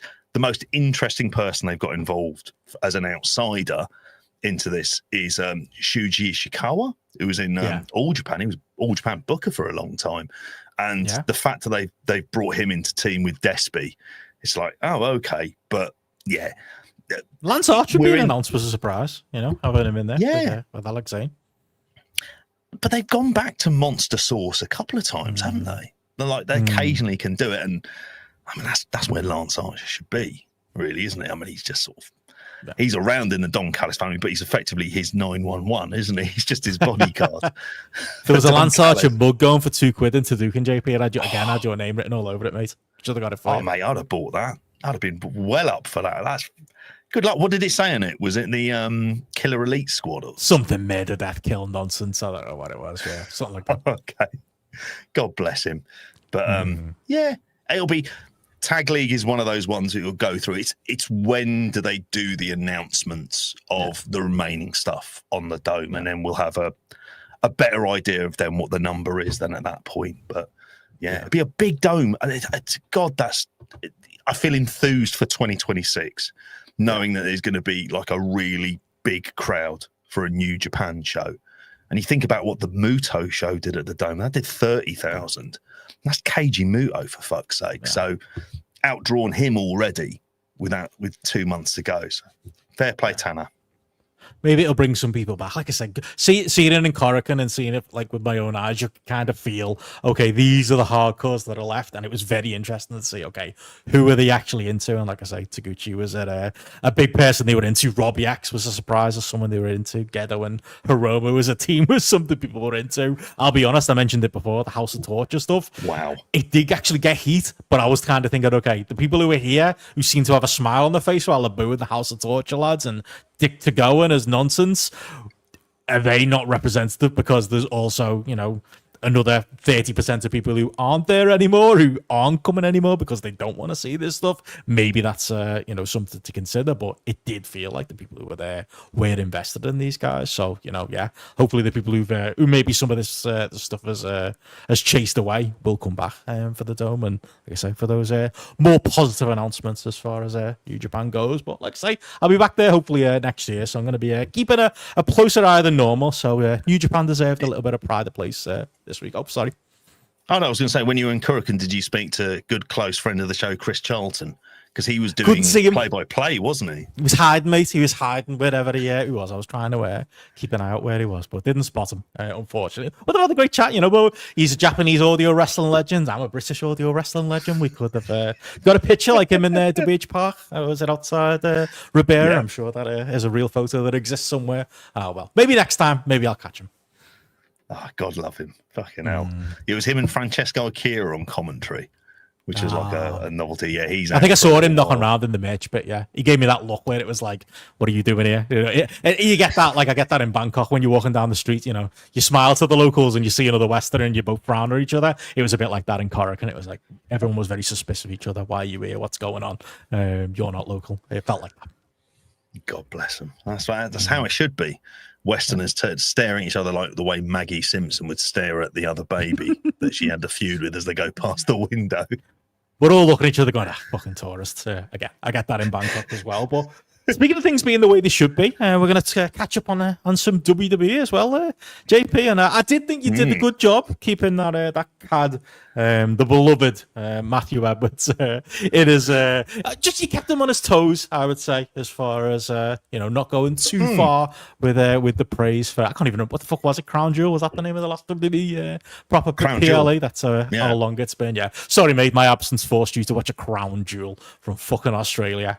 I've got no thoughts on that whatsoever, but yeah, do have some thoughts on Saturday night's main event from the weekend, which you can get Matty's reaction to on the YouTube. He did a cracking preview, and then a reaction which, like I say, I disagree with pretty much everything he said, but do like, hype, subscribe, comment, giving him your support out here. We can give you the alternative take on things going on in WWE right now, JP. And did you manage to catch that over the weekend? And do you believe Paul Levesque bluster that this is apparently a new era that we're in with WWE? I don't know if the new era is basically AEW with CM Punk with a belt, Cody Rhodes, Ricky Saints, even popping his head out. The newly healed Jade Cargill, now a champion as well. Don't know. That's what he meant by a new era, or is the new era just him doing a tour of the White House and other Republican strongholds right now, rather than actually fucking doing his job at WWE shows? Again, this new era didn't feel particularly apparent for me from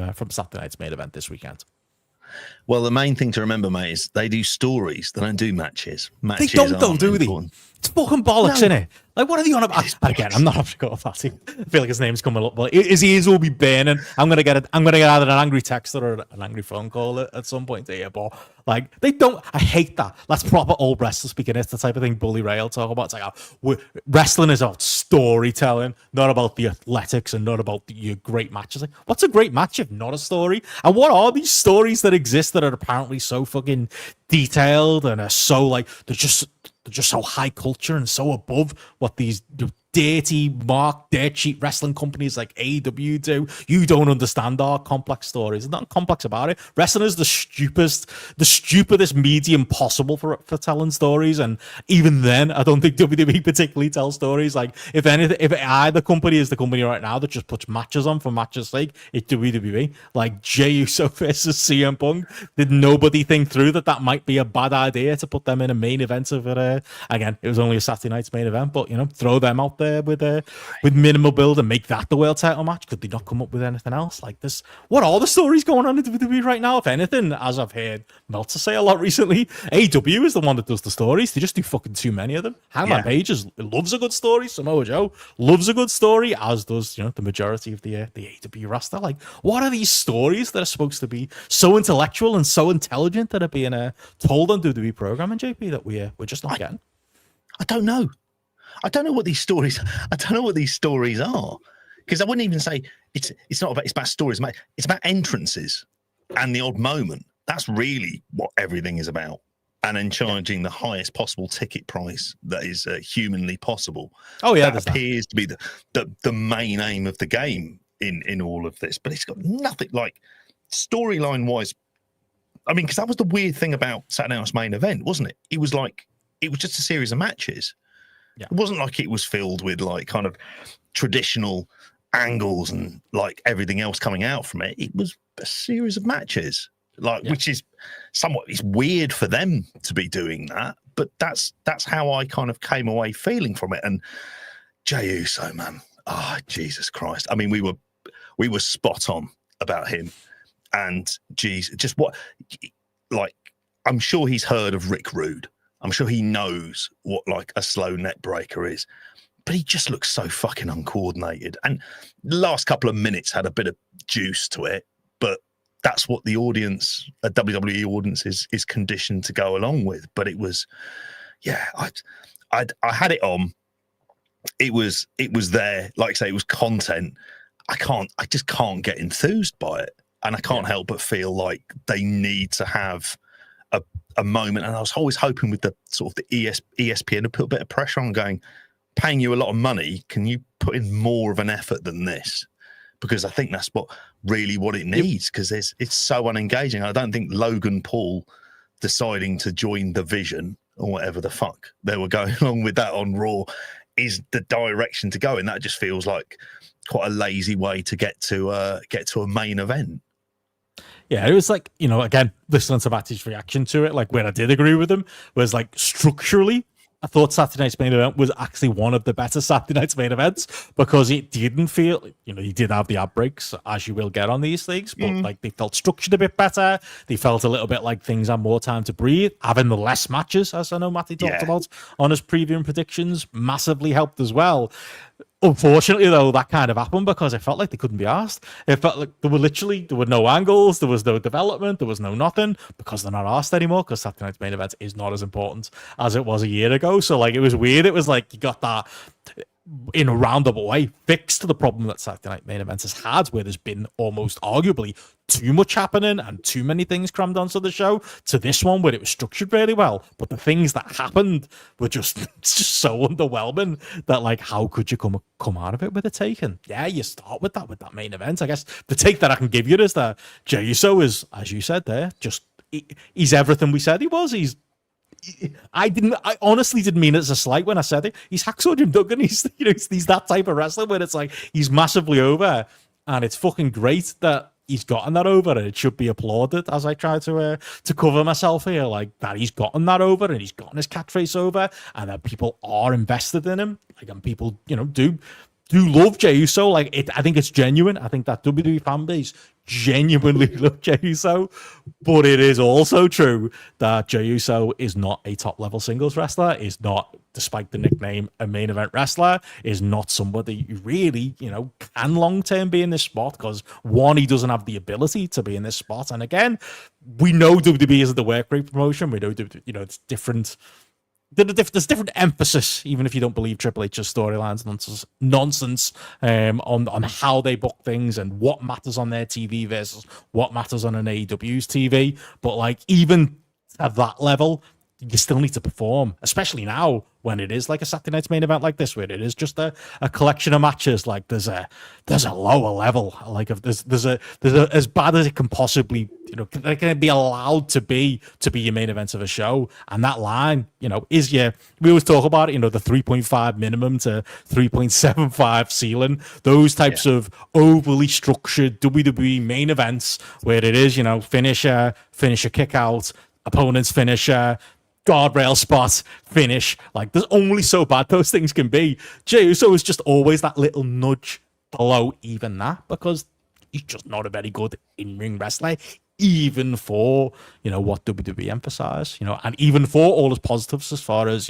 crowd investment and being somebody that people do genuinely care about. Unfortunately, the man himself can't carry that when the bell rings. He can't carry that in these spots. And to Will's point, I don't buy the point that he sandbagged CM Punk and he was mad that he was losing. I don't think that happened. I just don't think he's very good. I don't even believe that. I think I saw some nonsense page saying about like possibly being under the influence or something like that. I don't buy that either. I just think he's not very good. And CM Punk as well deserves a share of the blame, because CM Punk is always, from a, it's always been the dirty secret from a physical point of view. CM Punk's not always the best, and sometimes you can get some sloppy moments in Phil's matches, and you combine that with Jey Uso's, let's just say it, lack of ability, and you get an ugly match like you got here. And you're right, the crowd were with it for the finishing stretch, which speaks to investment. It speaks to the beloved nature of Jey Uso and the overness of CM Punk kind of carrying you through. But there's still a limit, and there's still only so much you can do when the match is going to be this bad up until that point. And yeah, I thought that's exactly what this match was. Yeah, I mean, and it's the most uninspiring way for CM Punk to become WWE champion again. Like, if you think about like how crazy a concept that would have been, certainly what bloody... And he's not, is he? I mean, I'd say this if Matty was on. He's not a WWE champion. He's the world champion, which isn't even the world belt that he held back in the day. It's another fucking one, isn't it? It's whatever they invented a couple of years ago for Seth Rollins. He's the Seth Rollins champion is what he is. Like, and yeah, even his fucking champion. Crocodile Sears. Yeah, it basically, we said it at the time, it's the United States belt, and Gunther elevated it to a certain level, but it's not the real belt, is it? And again, I think it kind of dilutes the idea of CM Punk becoming the proper WWE champion, which should be a story. Capital letters, they should be doing something with him and Cody. That should be, the backdrop that we've got here should be leading to something like that. Maybe it will, and maybe that's the long-term story we're all missing. But yeah, maybe I think it's circumstances dictated it with Seth Rollins being injured again. But yeah, it's probably not the real CM Punk winning the world title moment that I think even I might shed a tear for if it actually happened. No, and that was the thing. It was kind of really like nondescript because of the injury, because of the changes they've had to make into the mix. I think also as well, seeing that WrestleMania Vegas promo has kind of made me just go, all right, you've decided who your big four are.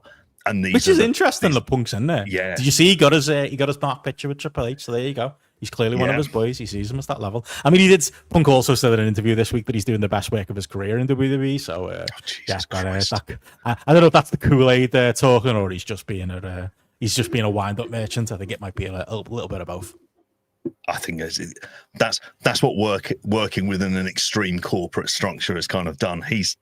To say he's sold out is the biggest fucking understatement, as well as what we say about the faux Punk element to it. Jesus Christ, it's never more evident than now.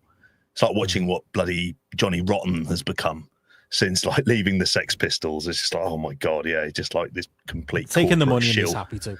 Yeah, exactly.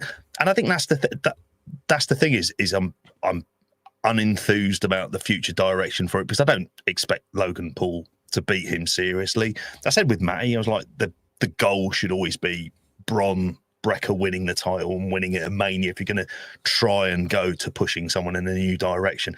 I think when I saw that, I just thought, could I see it being him and Cody, or him or any one of the other three people there, and then the other two guys for filling up the main event, and then just sort of like, that's the way it's divvied up between them. Yeah, I could just see that being the case. And it's not an inspiring lineup. I know that they've gone for it because they've thought, well, these are the four guys that they view as the big stars in the company. Which is mad because Brock doesn't fit, isn't he? He's the odd one out now. Like, is Brock really that level of star? I'm not sure. That's it. I think not in 2025. Definitely 10 years ago. Yeah, 10 years ago. And I think even then there would have been a fair argument because it was a different era where it was the TV rights money, so it was all the money was guaranteed. It wasn't about the houses, it wasn't about the pay-per-view buy rates, that all of that stuff had gone out of the window. He's just like a name that you can put onto things and hoping you're going to get subscriptions out of it. But yeah, like I'm just, for obvious reasons, a lot of it to do with out of the ring stuff. Like, you just don't feel that with him anymore. And it's almost like this is I thought all of the I know I'm talking about a promo video, but the way that they try to go, oh, is this a new stable? Is this someone who's going to be debuting? And it was just like the laziest thing in the world that they could do. Load of lads around a blackjack table. And of course, Triple H is there. Of course, he's fucking love it, made there. the use they are. Oh, Jesus Christ. Yeah, they did, didn't they? Like, well, I like face swap. I think that's as far as I go on the AI front on that. It's like, I can't, that's as much AI as I can handle in my life, is sticking Matty on the face of fucking Jake the Snake Roberts, like, and Michael Hamflett on The Undertaker. That was as much as I feel like I can do with this sort of stuff. But it's very uninspiring, which is just how I often feel about WWE. And that pattern is being shown. I think that the fan base doesn't feel as energized as they were a year ago. Even Matty's defenses don't feel as like, two-footed as they were in the past. Hamflett seems to be the same way when I watch him on the What Culture stuff right now. It's like, if there is a new era coming, it should probably come sooner than later. Because yeah, like I say, uninspiring is probably the word. And that's kind of it for Saturday night's main event. Really, outside of that, Cody and Drew McIntyre, had a match. It was slightly better than the last Midland match, but like I think I saw Suit Williams say, like, who really asked for Drew and Cody to have this long drawn out feud. It was fine, and there wasn't much to it. And Cody could be doing something definitely more interesting than what he's been doing there. I do applaud them turning Jade heel. You know, it took them a while, but eventually they did figure out that Jade Cargill might be better off as a heel. You know, this woman who's 2 foot taller and got 10 times as much muscle mass as most of the rest of the division probably doesn't make sense for her to be a babyface. She probably should be a heel. I'm on board with that, and that was one thing I did agree with the reaction video that went up on YouTube, that going over Tiffy and the way she went over Tiffy, I thought was some pretty solid booking. It just is a bit late, considering how long it's taken them to get the message and to get into this role. Well, she's in the right role regardless. Oh, she absolutely is, and you want to keep her as like just a squash queen.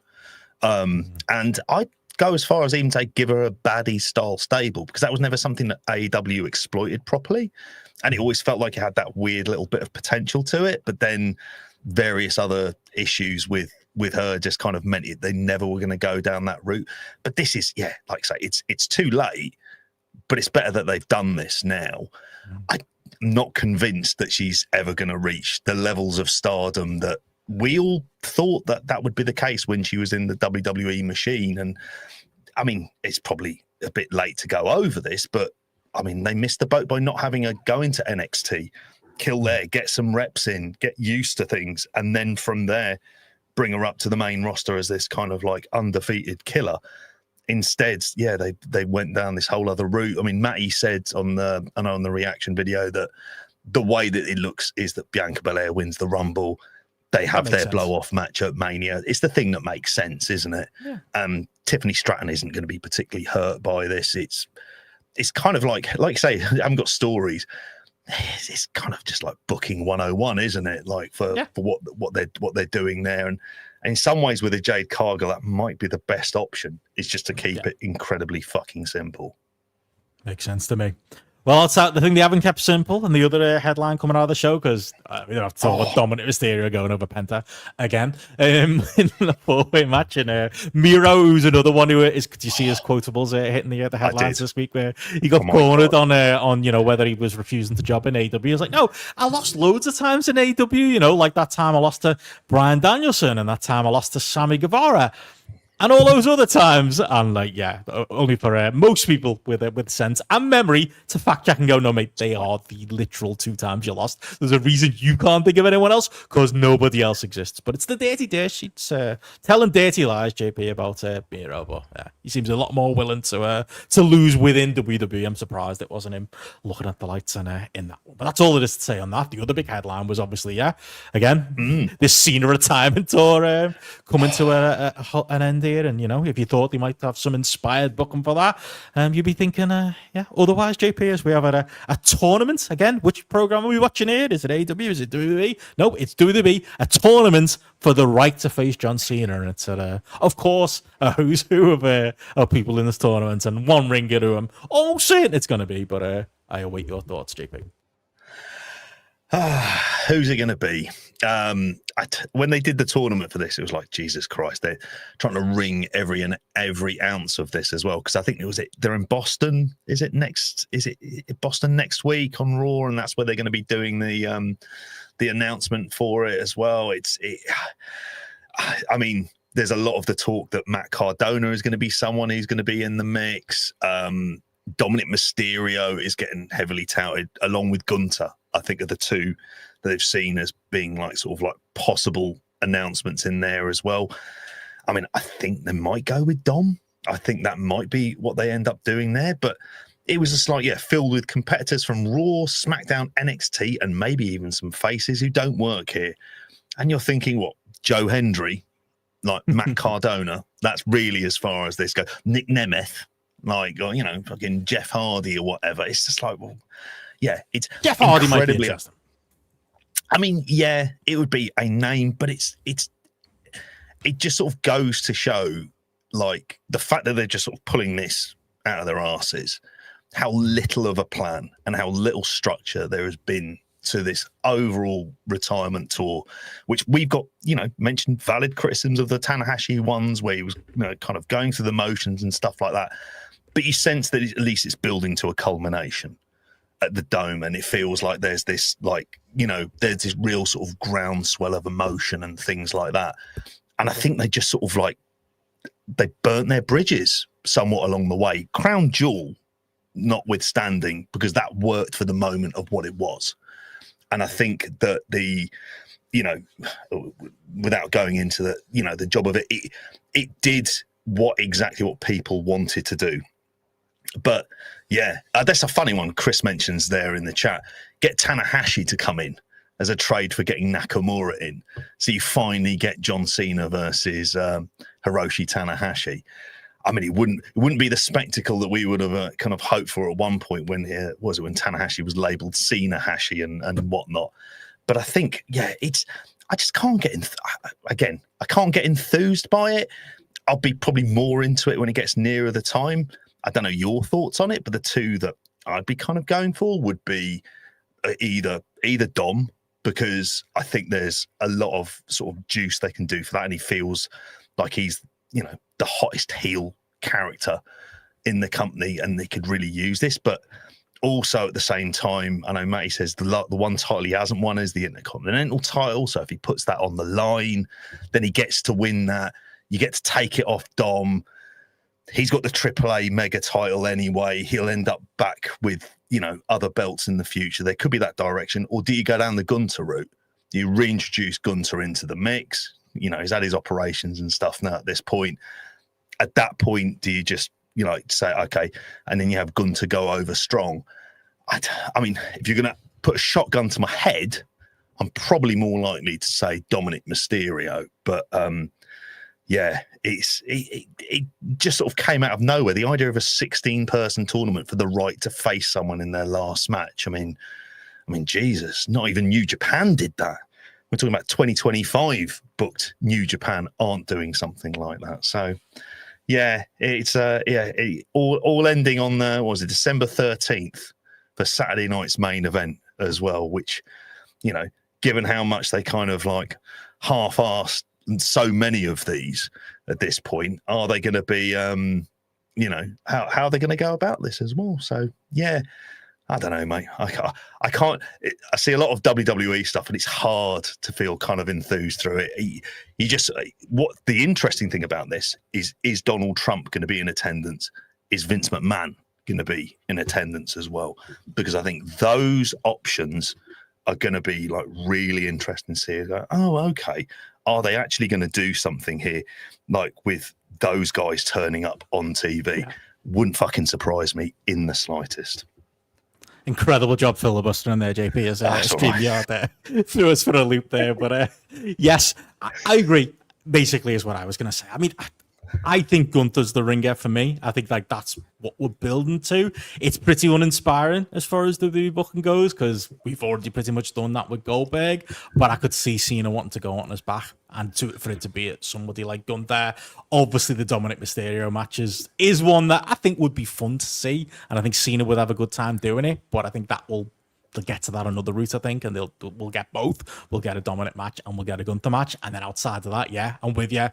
As far as the outside surprises that could be in this, it's not going to be Tanahashi, is it? As Platt jokes about in the chat there, it's going to be, your Matt Cardonas. It's going to be your Joe Hendrys. If we're lucky, to be honest, you said Jeff Hardy there. I think that could be interesting. If they could tease that and do some kind of Jeff Hardy, John Cena match, there might be a little bit of a bone of nostalgia in my body for that. I've got a slight bit more of a bone of nostalgia for that than I do an Adam Copeland and John Cena match, which is another one that's genuinely not happening. But again, you'd think for these, like I said, Gunther and Cena and Dominic Mysterio and Cena are matches I do actually want to see at this point in the career end and run. I just think there's more inspiring ways to get to both of those matches. There's ways you could have booked your way into those matches and used the dates that we've had with Cena this entire time to get us there. Instead, it's very clear there's been no plan. And the thing that's the biggest giveaway that there's been no real good plan. And there's no real, for me, investment or care from Cena's side. You would think, this being Cena's last run, that he'd be bothered enough about it to, want the booking to be as strong as it could be and want it to be a bit more inspired than just a rando tournament where people are, again, fighting for the right to face John Cena. But clearly, I think he's a little bit checked out on it. I think he's a little bit uninterested in it all, and it almost feels like, we're just crawling to the end here, trying to get it over with, and that's pretty much what the Cena run has been in 2025. That's it. Dare I say it, Cena's more in the next phase of his life is a lot more interesting and a lot more profitable for him. Yeah, because what we're witnessing. And it's all bollocks, by the way. It'll be on Raws. They're building up like this last Cena Raw on Netflix in a couple of weeks. I mean, he'll be on it anyway. Only once he's retired, he'll do appearances. He'll be around, unless he's just thinking, I'm getting the fuck out of Dodge, and he gets into business with Vince McMahon or something like that going forward, which again is another interesting rumor. The idea that Vince and Trump might want to come to Cena's last match. Maybe that'll be a giveaway of what his next plans are. But yeah, maybe to the point I think you were going to make. Maybe he'll go full Hollywood and won't have time for this nonsense at that point. I think it just feels like from his own personal stardom perspective in Hollywood, he's at a point where he's on the verge of. It's hard to say he become Dwayne Johnson, just simply because Dwayne Johnson became the highest paid actor in the world for, at that short period of time, like where it felt like he was the most bankable star in the world. It's had some damage in the meantime. He's in that verge of being the guy who you go to in A-list projects of going, actually, we're going to go to him. Because even Dave Bautista, as much as I enjoy his work as an actor, does these kind of like B-level kind of like action films and stuff like that on the side, and then we'll do a supporting role for like a really good director and stuff. Like the last Showgirl film that you saw, which I think I remember you saying wasn't particularly great. He was very good in it. Pamela Anderson was really good in it. So he kind of does a bit of both of that. Cena feels like he's entering into that level, and that the whole him in WWE is just like, I need to do this big send off. I feel like I owe this company. I should do it. But he's kind of at the point where he's just like, can we just get to the fucking end of this? And instead they've chucked this 16-person tournament into the mix. So it's like, okay, what do we get? We get Matt Cardona on Raw. They do a load of woo chants. And then we kind of, and then he's gone again. Oh, no, inevitably he'll end up being rehired. God knows he wants it. I think the most interesting thing that's going to come out of this, it's not WWE Unreal. It's the day at some point in 10 years when maybe Cena can be honest about how this run went. You get little glimpses of that when his dad does interviews, and his dad will bury stuff like the heel turn and put stuff over, like the AJ Styles match, which obviously is one that Cena must have enjoyed himself as well. Fucking popcorn. It was fine. But the somersaults people were doing felt a little bit over-labored for me, but it was a good time. It was a good laugh. Was that match? He gives away more than anything what Cena actually likes and what Cena doesn't like. So yeah, maybe John Cena Senior will give us some inkling of what the real thoughts are on this closing run of the Cena retirement run. But yeah, that's the other major thing to talk about with WWE. I mean, did you have anything else on your list for WWE before we get out of here, JP? Well, there was one other WWE story. By all accounts, my God, on this, you can get two. This is the prices we're dealing with for WrestleMania 42. Two standard 2-day ringside tickets will set you back $64,000. $64,000. Jesus Christ! And for over 92,000, you can upgrade to 2 VIP packages, which includes, an on-stage photo op and in-ring one and there, like collector's items and stuff like this. But Jesus Christ, it does get to the idea of like, this is something that is priced so far out of what the average punter can afford for this, that it is so prohibitively expensive. It's gotten absolutely ridiculous. When it's near six figures for 2 tickets for WrestleMania, which, considering, God, if you paid something similar to that for last year, like, I'd been livid. I'd have been like, honestly, you'd have been tempted to fucking storm the ring and complain and like have a go at Travis Scott and whatnot. But it is prohibitively expensive, and it doesn't help them escape the criticism about how much like they are like fleecing their fan base, particularly when Ewan mentioned it earlier on in the chat. You can get a ticket for the Collision in Cardiff for 31 quid, which is hard to do anything for 31 quid. And I know you mentioned about the New Japan tickets being relatively expensive for the Korakuen. 20-something. Expensive for the Japanese, not for you bringing pounds.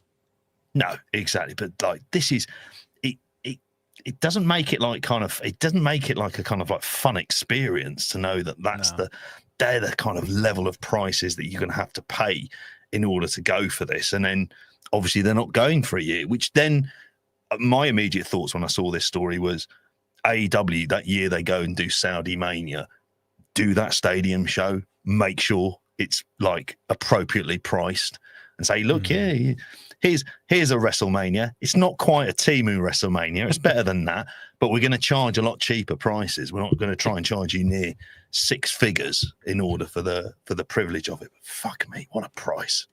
Incredibly, buy a house for that. With the asterisk caveat of the news the rumor that's been doing the rounds today about the Saudis potentially buying Warner Brothers Discovery. As long as that doesn't happen, then you can get away with that. But to your point, this made me laugh. This Cage Seats article of for what you could do otherwise with the £92,000 that you could spend on WrestleMania tickets. Yeah. There's some interesting ones in there. Like I say, you do for your $92,000, you do get 2-day WrestleMania ticket. You get your superstar walkout experience that the green shirt knobhead did use when he got that there as well. You got a reserve section, all-inclusive hospitality. You get to meet the Stein brothers, mate, Paul Heyman and The Undertaker as well. Limited edition collector's items, a ring mat pack. You get a lot of stuff like that. But for that money, apparently you could buy a Cybertruck, according to Cage Side Seats here. WrestleMania ticket or Cybertruck? What do you reckon, JP? What would you rather spend that money on? I feel like if you got a Cybertruck, and you left it outside yours, especially like I say, the area that you're in, mate, that'd be pissed on, spray painted, and all kinds of what happened to that Cybertruck, and that'd just be your missus.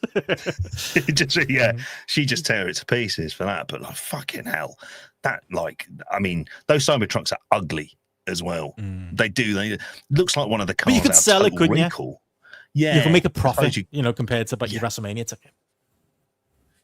Yeah, you could make some degree of profit out of that.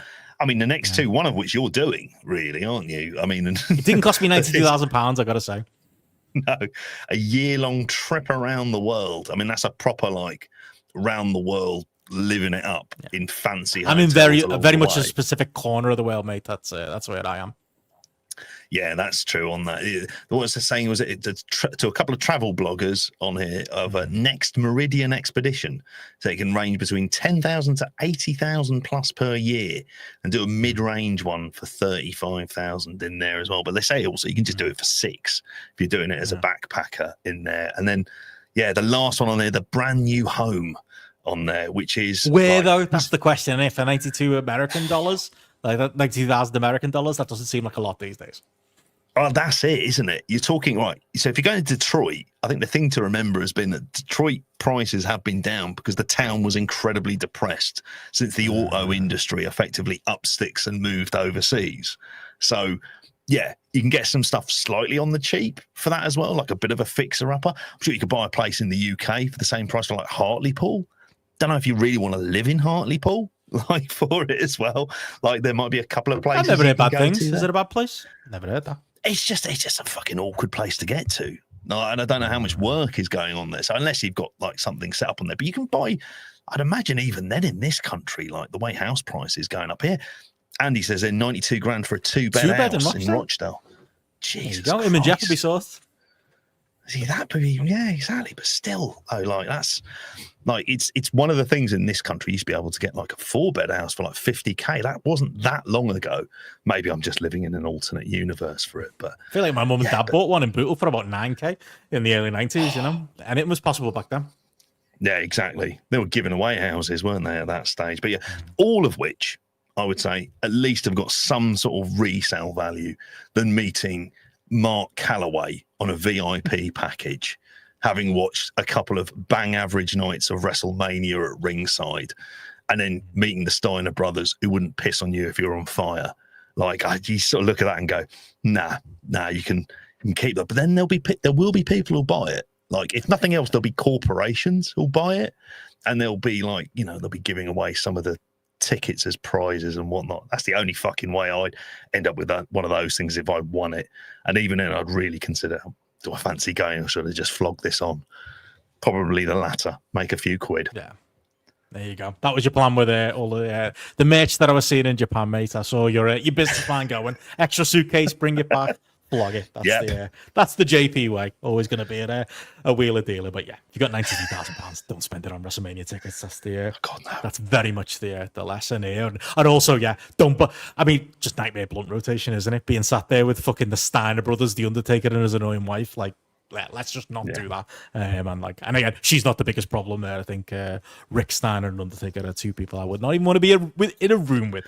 Never mind sitting there at a table awkwardly at WrestleMania. But there you go. That's everything as far as WWE goes, and that's all of our catch up to JP. Unless you want to know more about the best bars in Tokyo or anything like that, maybe we'll stay tuned for that on Sunday in the pre-show. I'll give you more Lost in Translation hotspots, stuff like that as well. Best restaurants in Tokyo. Connor's just sent me a DM actually asking for tips, so I'll send them to him as well. Best smoking spots, we found some of those too. 5-to-1 convenience stores, like I say, I'll go with that. I'm like I say, not maybe a 7-Eleven guy in Tokyo. We'll be talking about that on Sunday as well, JP. But yeah, there's some other tips there. It's a place Matty would love, is all I'm saying. It's the home of physical media, Tokyo still, and the physical Tower Records I went to was to that as well. So maybe I'll get into that too on Sunday.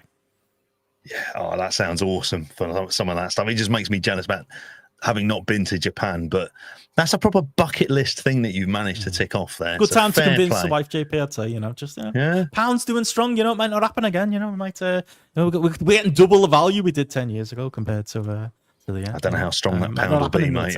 New Japan might not exist in another 10 years, so, Be bought out by WWE, they'll announce it at the fucking Dome or something like that, and it'll be like, oh, God, going to go over there, for Dragon Gate? No, you're all right, lads, don't worry. Well, there you go. Well, I'll get into that again on Sunday on the pre-show. I'm sure I'll give you me scran the trip. I'll have a little bit of think about that, and hopefully I'll get Steph on record at some point to talk thoughts too. But yeah, outside of that, JP, one last plug. What else have we got going on this November over on the Patreon? Well, we have coming up this Sunday, we've got the 5-to-1 tier list. You love the first one so much. We're doing another one at this stage. Gareth Revenge. Gareth is going to be on for this one, along with ourselves and Matty. That's going to be on Sunday at the earlier time, 1 p.m. Including obviously the pre-show as well.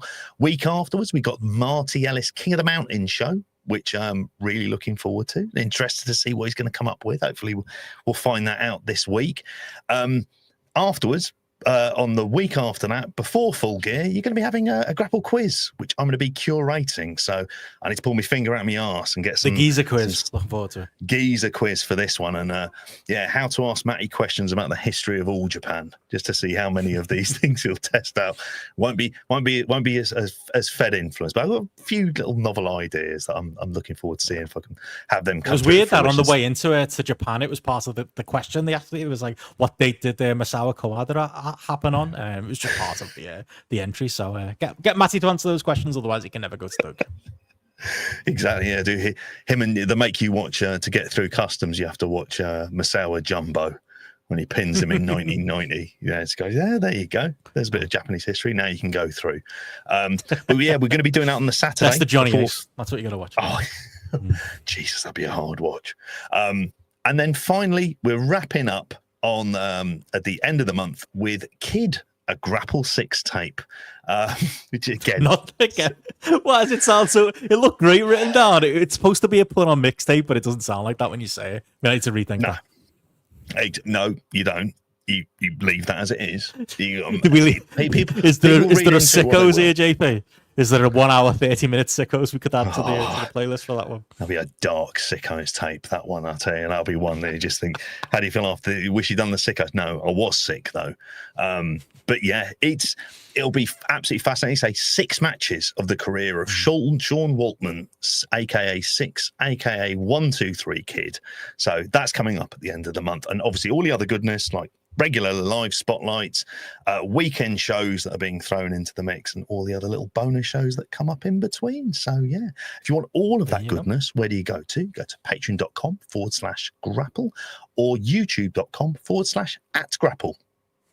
Get it all there, and like you say, thank you to you lads for holding the fort down over the last month or so. Pleasure, It's been, and thank you to the patrons as well and YouTube members for sticking with us. I know it's been a bit of a weird month, but I think people enjoyed it. Felt refreshing to mix things up a little bit. A few pre-recorded shows, a few subjects that we wouldn't normally cover in the rotation, like the rap business, like the Metallica show, and obviously having a handful on with Matty was great fun as well as time as well. So hopefully people enjoyed the change. But back to it, back to the live spotlights, back to the live weekend shows, and we will, like I say, have the return of the Matty Edwards pre-show and the live bonus show on Sunday as well. But again, thank you patrons for sticking with us for another month. We've got a great one coming forth with November. We do appreciate your support. Thank you to all our patrons. Thank you to the live patrons, and also thank you to our kings and queens of the mountain: Conor O'Loughlin, Eddie Sideburns, Chris Blass, Carl Gack, Sophia Hitchcock, Sam Mulvaney, and Marty Ellis. You can tell it's been 3 weeks, JP. I had to read that off a sheet rather than say it from memory.